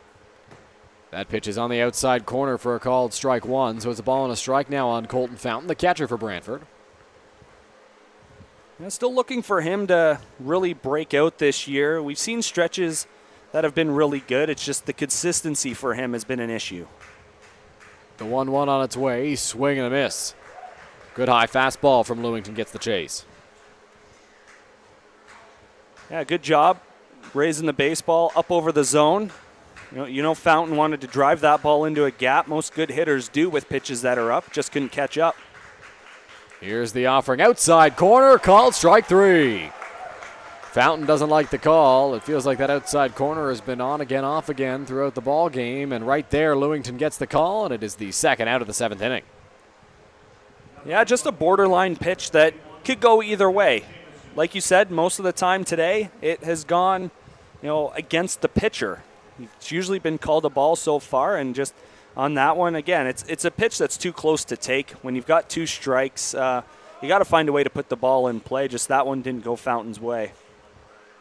So that'll bring up Spencer Jamieson, who fouls that one off towards the Majors bullpen, and a nice grab near the fence. I think that's Cesar Cabral out in left field. Making a nice play. Good for him. Yeah, bullpen guys staying engaged in the game. Love to see it. Lewington sets out there on the mound, peeks back at Burdett. Here's the 0-1 on its way. That is just off the outside corner. Very similar pitch to the one that Fountain struck out on, of course, on the other side with the lefty at the plate. But it was that outside corner again that's been called sometimes and not called other times. Lewington ready. Here's the 1-1. On the ground towards shortstop, Candell makes the play, fires over to Newton, and they get the final out of this top of the 7th inning. So a clean inning for Bo Lewington. Oh, he lost the 1 run, actually. My apologies. 1 run comes in to score in this frame for the Brantford Red Sox. They continue to chip away the deficit, now 11-4.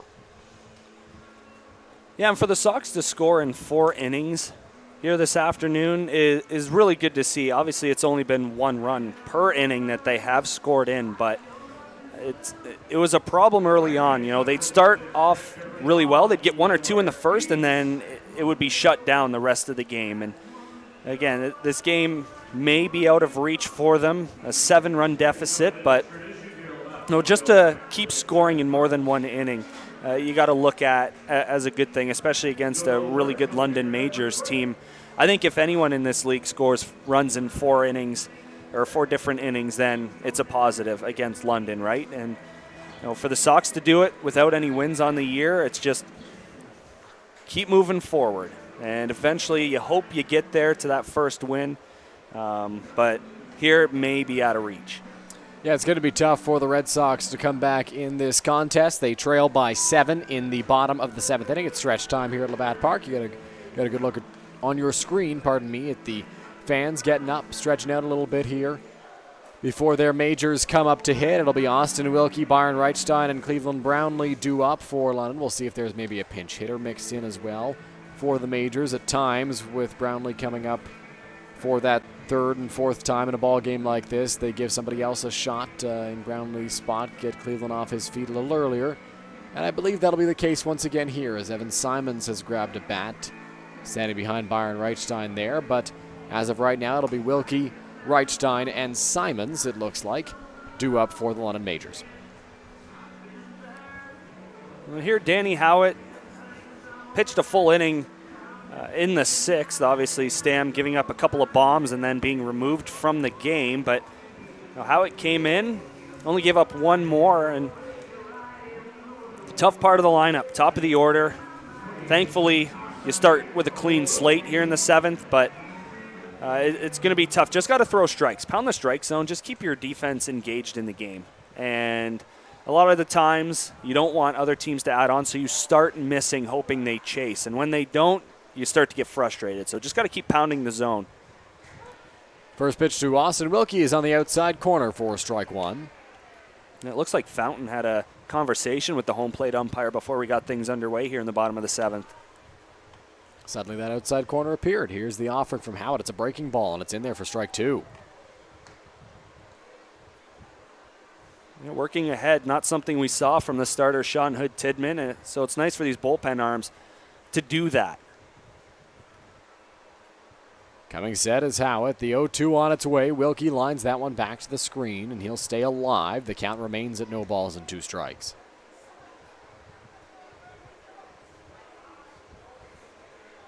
And for the Majors, it's just as important to have those quality at-bats as the Red Sox are. Obviously they're on top of this game that's not really close, but it's the same for them. You don't want to get into bad habits, as Wilkie fouls another one off here and, putting together a good at-bat. These are still reps that you want to use to improve your swing and to keep the good results going if you're the Majors. Here's the offering. Wilkie fouls that one off once again. Now with the Sox into the bullpen, pitch count isn't too big once you get into relievers, but if you work a guy down to the point of, just exhaustion, kind of what we saw Sean Hood-Tidman as his day came to an end. But it's about making it tough on your opponent. Hard ground ball over to shortstop. John DeZamba makes the play, pulls Burdett off the bag with the throw, but he applies the tag on Austin Wilkie, and that is the first out at the bottom of the 7th. Yeah, good job by Burdett, not focusing on the bag. Focus on the ball first, and then find the runner or the bag. And that's a good teaching moment for any of the young guys out there. If you want to become a first baseman, you got to protect the ball at all costs. Obviously, if that ball ends up in the dugout or the stands, that's an extra base and a free base that you give away. So if you have to, you got to come off. You got to keep the ball in front no matter what, and then find the bag and the runner next. And that's exactly what Burdett did on the errant throw from DeZamba. The ball is the priority. First pitch to Byron Reichstein misses high for ball 1. Byron 1 for 3 in the ball game today. Howitt comes set out there on the mound. Here's the 1-0. Outside corner, he's got it. It's 1-1. Yeah, no meatballs here from Howitt. You got to pitch ahead, but pitch smart. Here's the 1-1 on its way. Reichstein will take that one low for ball 2.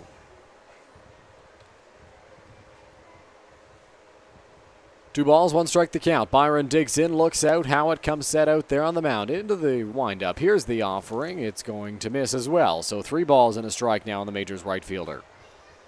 And look for Reichstein to drive a ball over the fence or into the gap. Really good hitters count here, 3-1. He's going to be looking for it right down the middle. The 3-1 on its way to Byron. Swing and a miss. Count moves to full now, 3-2. It'll be interesting to see here if how it goes to the fastball or if he tries some off-speed stuff. Throw off Reichstein at the plate. Here's the full count offering. Swing and a miss, strike 3. So a very good pitch there from Denny Howitt. Getting a chase from Byron Reichstein for the second out of this bottom of the 7th inning. And that will bring up Cleveland Brownlee's spot in the order, which is now occupied by Evan Simons.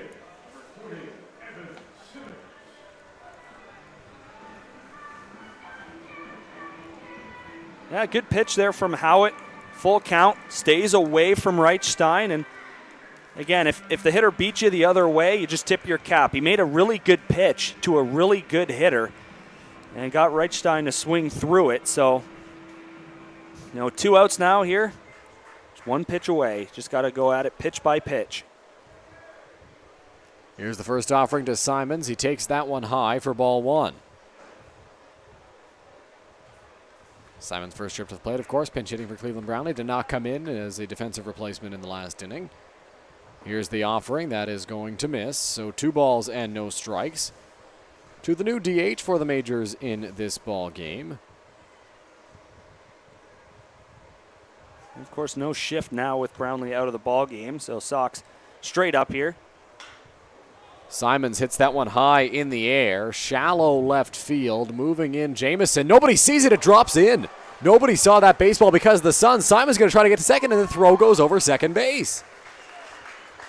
So 3 guys went after that baseball. I don't think a single one saw it. Jamison, the left fielder, sure couldn't. DeZamba couldn't. I don't think the center fielder, Jesse Fishbaum, did either because it dropped in right between the 3 of them. Yeah, right away you saw Jamison put that throwing hand in front of his face to try and block the sun. And again, he continues to put his arms in the air. Like you said, nobody saw it. You get to a point in the ball game where the sun just plays a factor, and whether you have shades on or not, you just can't do anything about it, and that's an unfortunate play for Jameson because right away off the bat, he was lost out there and left. So that'll be Evan Simon's second hit of the season, and it's his second double of the year as well, as the official word on that play is a double. And Robert Mullen steps up to the dish. Mullen went deep in his last trip to the plate. That one lined straight back towards the screen.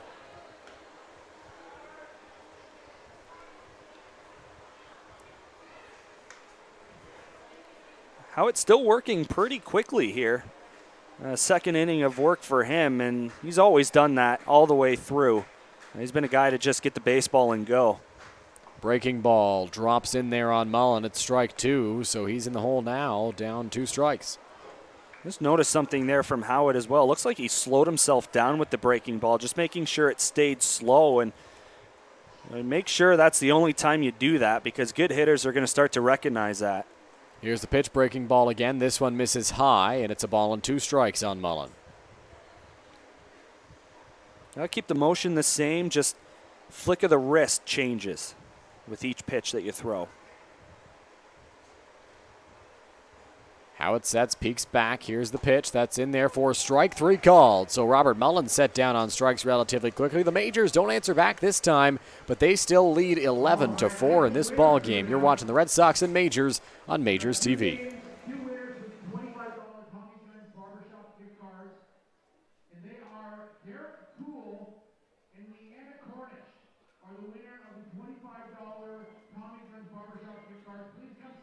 Here we go. Believe me, you've never heard a talk show like this. I'm sleeping with Joe Carter. By the way, Joe did not touch them all. Yeah, I have to say, like, your voice is fantastic. Meet Smitty. Listen, I'm the brains here. And Mitty. And I'm the good-looking funny one. This is the Smitty Mitty Show.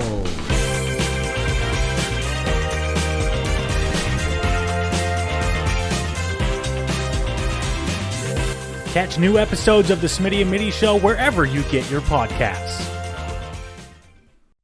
Here at EatHealthyEats.ca, we believe that a healthy diet and good nutrition shouldn't have to be sacrificed for convenience. That's why we deliver the meals to you so they're ready when you need it, even with your busy schedule. On our website, it's as easy as 1, 2, 3. Start by picking your meals from our seasonally curated menus made from local produce. And after that, the rest is up to us. We'll cook, package, and deliver your meals right to your door twice a week. Then eat and repeat. It's that easy. EatHealthyEats.ca, from farm to folks. Go beyond the scores and get to know the athletes who call the Forest City home. Game Day London brings you in-depth stories and conversations about London's major teams and athletes. Whether it's the London Knights, Nationals, or Lightning, or even your London Majors, Game Day London has you covered. For fresh and engaging sports coverage, visit GameDayLondon.com. Game Day London, a proud sponsor of your London Majors.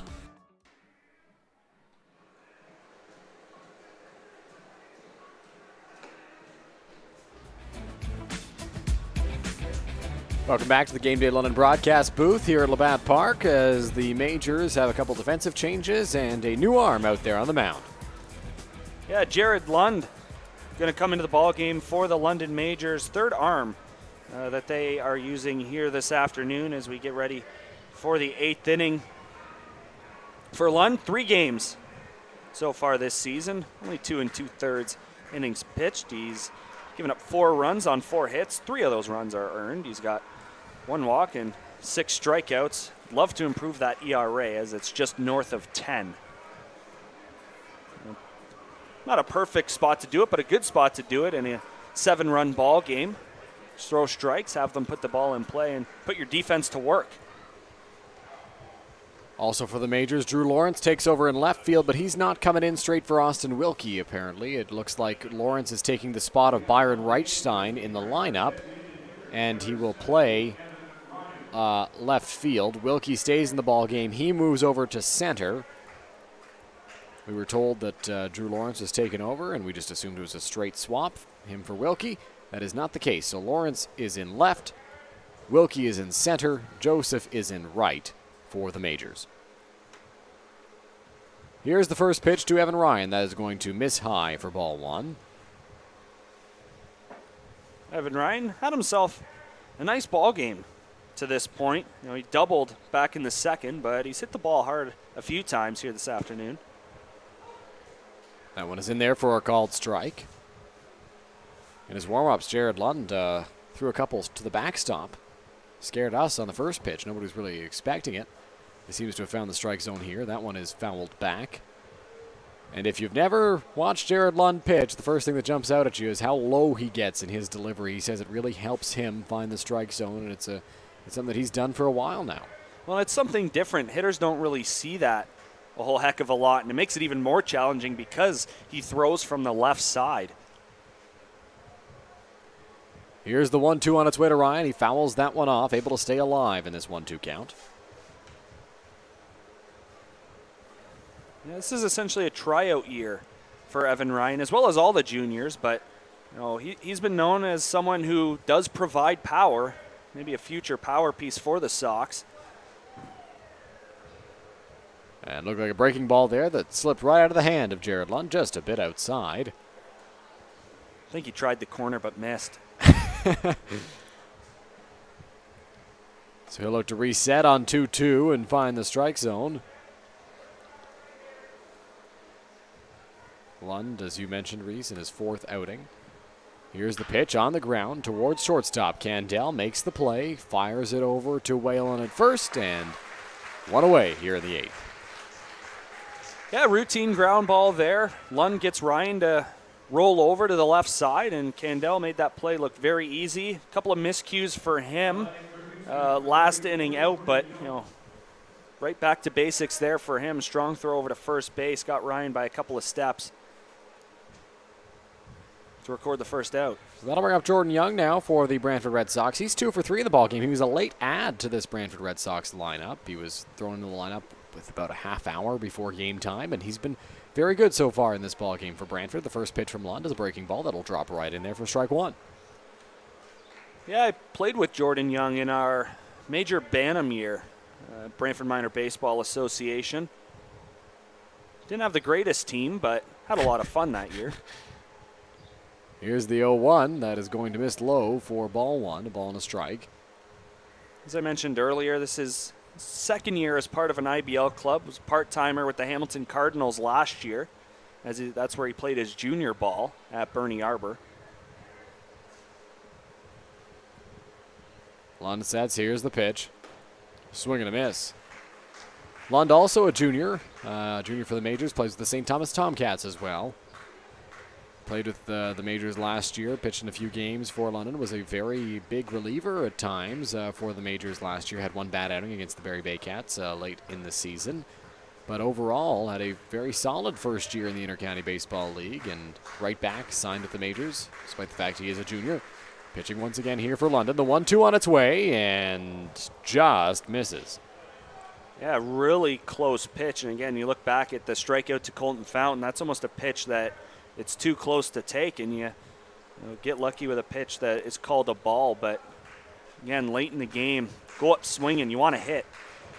The pitch is on the ground, not hit overly hard. Newton will charge at second base, throw over to Whalen at first, and there are two out in the top of the eighth. Yeah, good job by Lund to come back after a borderline pitch called a ball, and just an easy ground ball. Like you said, wasn't hit very hard, and Newton made it look very easy on a ball that he had to come in on and get rid of right away, because Jordan Young, not the fastest guy on the field, but he will make you, he will challenge you on a ball on the ground. That one looked like it had some spin on it as well. It wasn't hit very hard. Could have been trouble. Young might have had a shot at beating it out, but a good play by Newton, charging hard and executing a good throw over to Whalen at first. The first pitch to Jesse Fishbaum is a called strike one as the top of the order comes around for the fifth time. I think what's important for the Sox here is you feel a guy like Lund out. You're probably going to see him more times than not this season, and possibly a very huge future piece for this London Majors team. So, get yourself ready to face him a lot in the future. Called strike two there to Fishbaum, and Lund is a strike away from getting out of this eighth inning. Looks in for the sign, comes set out there on the mound. Here's the 0-2 on the way. In the air, right center field. Wilkie shaded towards right center. It'll be Joseph coming over, but Wilkie makes the grab, I think. Yes, he's got the baseball. Dropped the baseball on the way in, but made the catch for the third and final out of this top of the 8th inning. So the Majors continue to lead 11-4 after 7.5. All right, time for the 50-50. Danny Howard looks like going to come back out for his third inning of work. Why not? 31 pitches through 2 innings. Not a bad spot to be. No. He's been effective. Yeah, I thought he's looked good here. Again, it's been somewhat of a struggle for all the pitchers. Like I said, the hitting's starting to come around. 12 hits in the ball game here this afternoon at Labatt. Actually still out hitting the Majors, 12-11. It's just the pitching's got to catch up, and you're going to get it with young arms, whatever level you're at. You get all these rookie pitchers, and still got to learn. You got to learn how to pitch at this level. Junior baseball, it is good baseball. It is not what it was at a point, when you're getting back 7-8 years ago. And in terms of Brantford, you look back at the Brantford Braves, and originally when they were playing St. Thomas on a regular occasion, St. Thomas kind of left the league for a few years, but now back in it this year. Junior baseball wasn't where it was for a long time, and I think you're starting to get back there, but there's still a level of education when you move up to the inter-county baseball league, because you are facing guys who possibly had a chance to play in the major league, saw time in the minor leagues, and play college ball in the States. It is hard. It's a very hard league to learn, and especially if you're a pitcher coming in first year like how it is, you will see struggles at some points throughout the season. Can be a tough jump to make from junior to the IBL, and Howard has done a good job so far in this outing, but it's been a season of up and downs for him, as it has been for the Brantford Red Sox. We'll give you a look now at the out-of-town scoreboard. The Majors, of course, leading Brantford 11-4 right here. Toronto Maple Leafs lead the Guelph Royals 3-2 right now at Christie Pitts this Sunday afternoon, and Hamilton has a 5-4 lead on Barrie in the top of the 6th inning. They couldn't have picked a better day to have all 8 teams in action. Absolutely. Just a picture-perfect day for baseball right now. Starling Joseph digs into the batter's box for the Majors. He is 1 for 2 in the ball game today. Joseph has doubled and struck out, as well as had 2 walks on the afternoon as Danny Howard goes into the windup. Here's the pitch. Joseph hits that one high in the air, foul territory. Fountain gives it a look. It will get out of play and is a foul ball.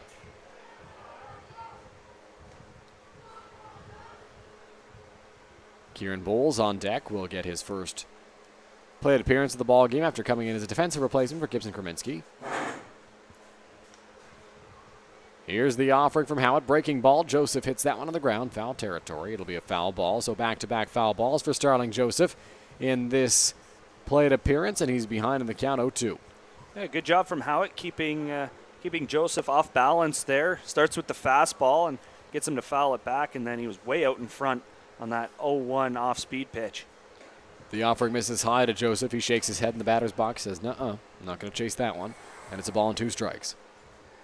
I've seen Howitt do that a couple of times here this afternoon. You go hard, soft, and then hard up. Pitch, Joseph is able to fight that one off as well to stay alive on a good fastball from Howitt, and the count remains at a ball and 2 strikes. And these battles is one of the best spots that you can learn as a young pitcher, even as a young hitter, getting into the box. When you face a veteran, in De Los Santos early on, it's just you learn so much just from one plate appearance and from one matchup as a pitcher. Hit in the air towards third base, takes a hop, and Joseph nearly beat it out. It was a close play over at first. Joseph thought he beat it out. Looked pretty good from up here in terms of Joseph beating that one out, but does not get the call from the first base umpire, and so he grounds out for the first out of the 8th. Yeah, bang play over at first base. One of those ones where you think, oh, did he catch it? Was it a hop? You could clearly tell there was a bounce over at third base, but Young taking way too much time, not really realizing who was running in the box. And not that we're seeing Usain Bolt run down to first base the 90 feet, but Jordan Young took way too much time on that play, made it a lot closer than it had to be. Here's the first pitch to Kieran Bowles. It's a called strike one. Bowles not a fan of that call. Bowles has seen limited action for the majors so far this season, but he's been good in the chances he's gotten. Hitting .300. That one is lined in the left field, and he's going to improve upon that average. A base hit for the number 6 hitter, and he's aboard. Yeah, really good piece. Line drive into left field. Nothing too special, just kept it simple. And, again, it's a spot, like you said, limited playing time. This is where, and I talk about it with the Brantford Red Sox all the time, and I don't like to keep saying it, but just auditions and opportunities get you that playing time down the road. Pinch hit opportunity comes up, and you're hot right now. You're going to be the one chosen to hit. Here's the first pitch to Keith Candell. Takes a called strike one.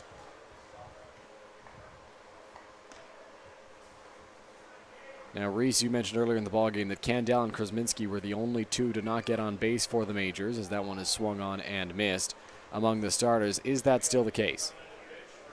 Well, Chris, yeah, his spot has gotten on. That's true. Krasminski. That's true. Yeah, no, he failed to reach base today. The only one for the majors.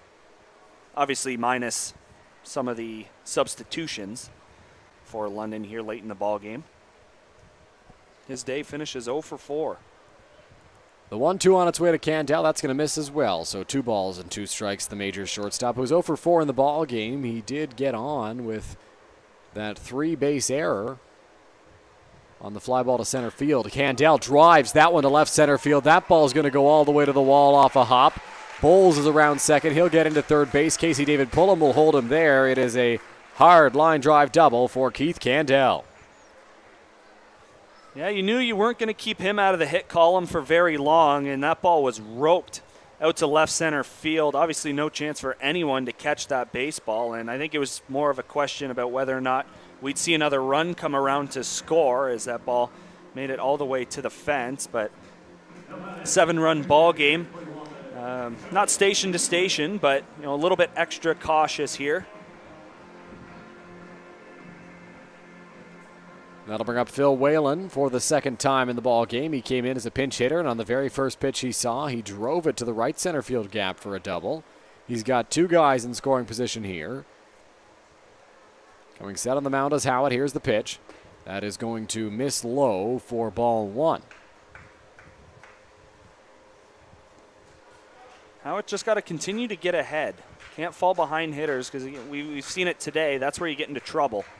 And late in the ball game, want to stay on it. Phil Whalen absolutely mashes that one to left field. Back it goes. Goodbye, baseball.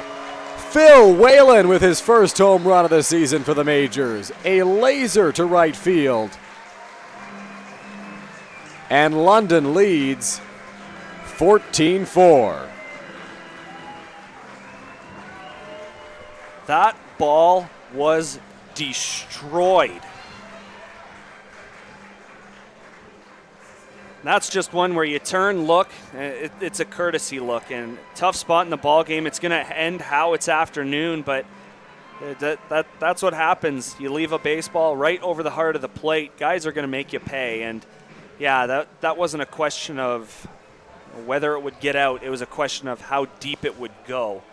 And now a 10-run lead for the majors. It is way out of reach for the Brantford Red Sox. Yeah, Phil Whalen got every stitch of that baseball, and with Jacob Newton due up, a new arm will come in. We'll take a quick break here on Majors TV. We'll be back with the new arm after this.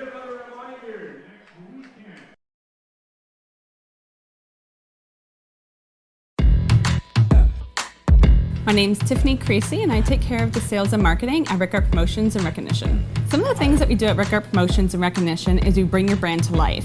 We kind of put your logo on anything that you can give away or brand, and we can service clients right across Canada. At Rickard Promotions and Recognition, we can take care of your designing of your logo for any artwork that you need done for the branding. And a lot of people don't realize we can do that here. We also have our in-house production that we take care of your order from start to finish right here at our one location. So with keeping everything in-house from graphic design to in-house production, we're able to get you your order a lot quicker with a faster turnaround time. We'll help gather your ideas together, give you some options to kind of narrow down the search for you, whether it be from your apparel to promotional products. And from there, we'll get your mock-ups done, proofs done, order done, and the quality control is right there all along the way for you.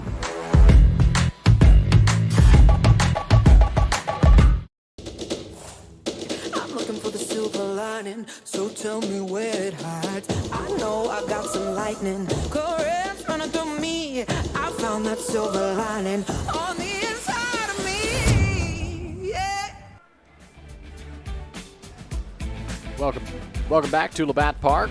We are in the bottom of the 8th inning here between the Majors and the Brantford Red Sox. There is a new arm out there on the mound for Brantford, Reece. Yeah, right-hander Alex Gowing.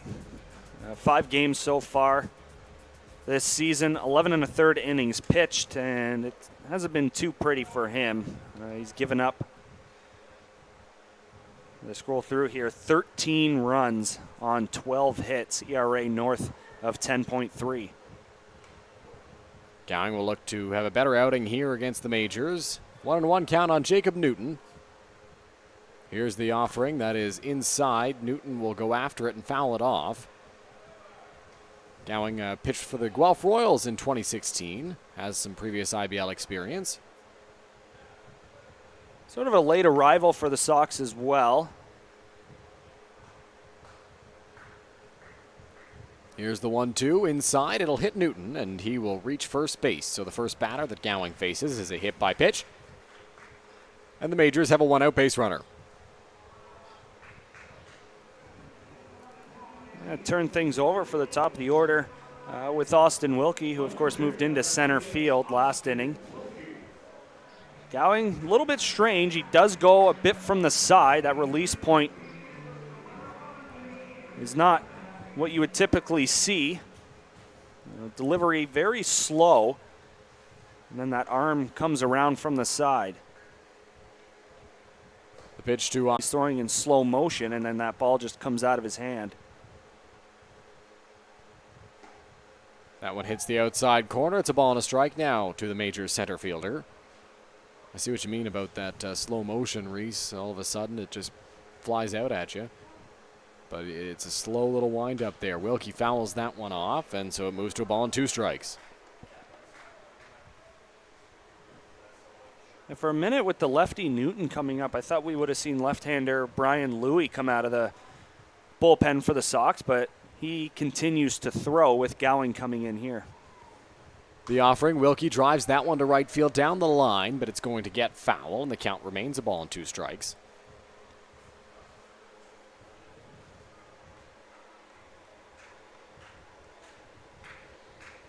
Gowing here just looking for that ground ball, double play. As I mentioned, DeZamba and Banks, probably one of the better double play combos that the Sox have had in recent years.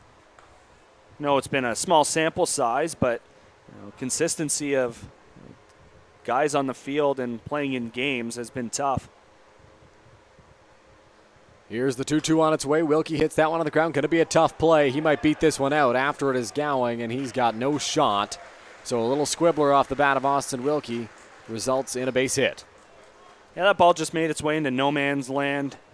Gowing falling off to the right side. He's got no chance of that baseball. Fountain's got no chance of that baseball. And Jordan Young wasn't in at all. And I mean, why would you be in a 10-run ball game? So that's just one. You chalk it up and thank the baseball gods if you're Austin Wilkie. Because, again, no man's land. Nobody's making that play. So that'll bring up Drew Lawrence for the first time today. Lawrence came in as a defensive replacement for Byron Reichstein in the top of the 8th inning. Lawrence, 300 hitter, 307 to be exact, coming into this afternoon's contest. Driven in 14 runs. Drew started the season on fire, cooled down a little bit, and has kind of picked things back up over his last few games. That one misses outside, and it's ball 1.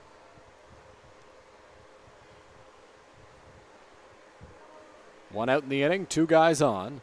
Here's the pitch. Lawrence in the air, center field. Fishbaum initially broke back, now comes in, makes the grab. Both runners went halfway and will return back to their respective bases. So 2 outs now in this bottom of the 8th inning.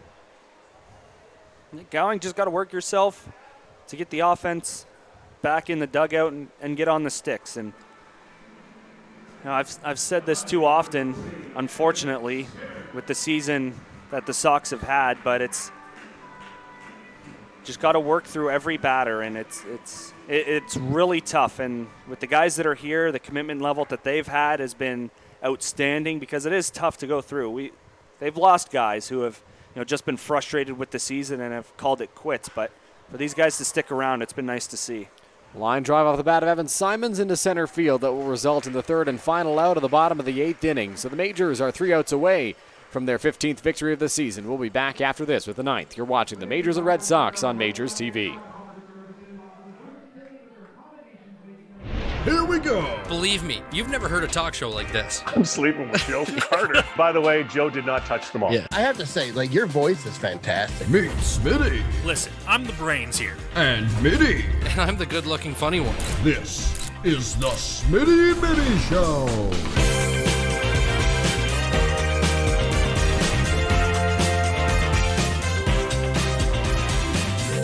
Catch new episodes of the Smitty and Mitty Show wherever you get your podcasts. Here at EatHealthyEats.ca, we believe that a healthy diet and good nutrition shouldn't have to be sacrificed for convenience. That's why we deliver the meals to you so they're ready when you need it, even with your busy schedule. On our website, it's as easy as 1, 2, 3.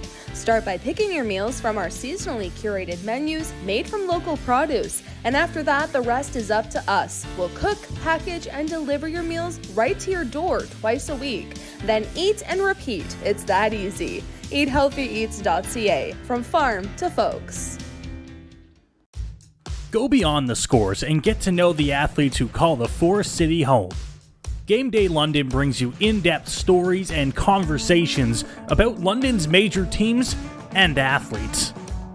Whether it's the London Knights, Nationals, or Lightning, or even your London Majors, Game Day London has you covered. For fresh and engaging sports coverage, visit GameDayLondon.com. Game Day London, a proud sponsor of your London Majors. With country roads blaring over the Labatt Park speakers, you know we're headed to the top of the 9th inning. The Majors lead 14-4 over the Brantford Red Sox. Fernando Fernandez going to be the new pitcher in the ball game for the London Majors. Why not in this spot? Just get guys some work and find a way to get ready for the week ahead as these two teams get ready to do it again Wednesday night in Brantford. Fernandez, this will be his 8th appearance of the season. 8 1/3 innings pitched. Giving up 16 hits, 9 earned runs. 13 in total, so he'll look to just have a clean 9th here and send the fans home happy. Fernando Fernandez's first outing of the season was the third game of the year against the Welland Jackfish. And he struggled mightily with his command in the 9th inning. He came in to close that ball game out. The Majors had a 5-run lead on Welland, and they were able to claw their way back, and they won that game in walk-off fashion. Since then, he's still had a couple games where he struggled with his command, but he's been getting better by the outing, and he will look to continue that here in this 9th inning against Brantford. He'll have to face 2, 3, and 4 in the Red Sox lineup. And that starts with Troy Banks.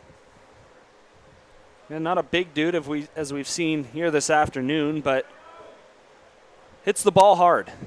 And again, just got to continue with those quality at-bats for him. If you hit the ball hard and it happens to be at someone, you just tip your cap and say, that's all I could do. First pitch is fouled off by Banks, as it looks like there's another defensive switch for the Majors. So Kieran Bowles will move from third base to catcher, and Connor Ambrosio, the pitcher, Connor Ambrosio, is playing third base. Talk so much about position players pitching. How about pitchers playing positions? So Ambrosio, I assume, will slot into the Mullen spot in the order. And Bowles will move from third to catcher. Looks like other than that, there are no changes for the Majors. defensively. Here's the pitch from Fernandez. That is in there for a called strike 2. Yeah, really good spot there. 0-1 pitch right at the knees. And to be successful, that's where you got to live. No balls, 2 strikes. The pitch to Banks from Fernandez is a line drive into center field. Wilkie moving in on the run, makes the grab for the first out at the top of the 9th inning. Yeah, good piece by Banks. 2 strikes on him. Wilkie, good jump on that baseball. Thought it had a chance to dip a little bit earlier than it did, but it hung up just in time for the Majors center fielder, and he was able to stay on his feet to make the play. Pinch hitter now for John DeZamba. I believe that's Roger Keane. Yeah, someone who started the season hot, and he's got a lot of family here from London, so if you heard that cheer, that's what that was. I was about to ask you where that cheer came from. Yeah. No, he started the year hot. He was one of the best hitters for the Sox to begin the year, and he's cooled off ever since, never been able to get back into a rhythm and have consistent playing time. Swing and a miss there on the first pitch from Fernando Fernandez. And he's definitely a free swinger. He swings at a lot of pitches. He doesn't really take a whole lot.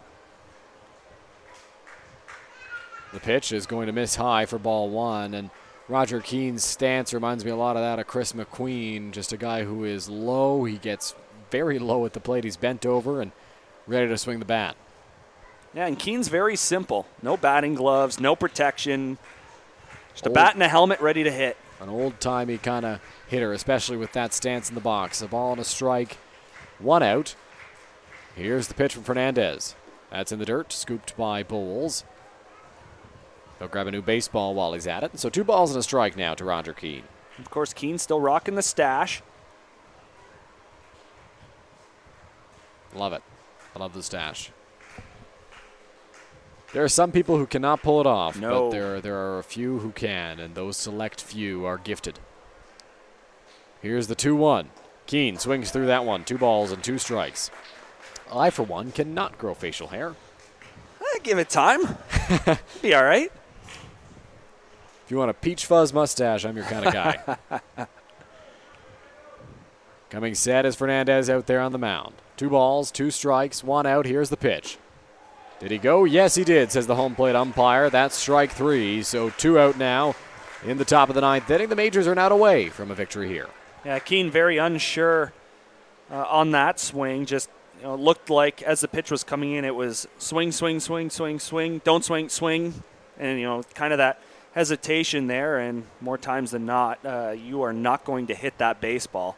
So just unsure of him. Just got to be swing, swing, swing all the way, and then at that last minute, the decision has to be made. But just been a rough stretch for Roger Keane, and it's unfortunate because he's a really good kid. Played junior with him, and he can hit. It's just he gets into bad stretches, and he has a tough time to get out of it. So with Nick Burdett's spot in the order due up, it'll be Jacob Reed coming in to pinch hit. The first pitch from Fernando Fernandez will miss low and inside on Reed.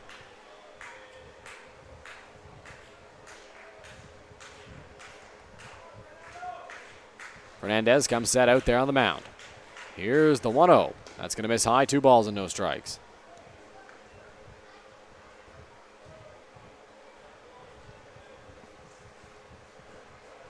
Reed in his 3rd IBL season, all spent with Brantford, is batting $130 this year in 7 games played.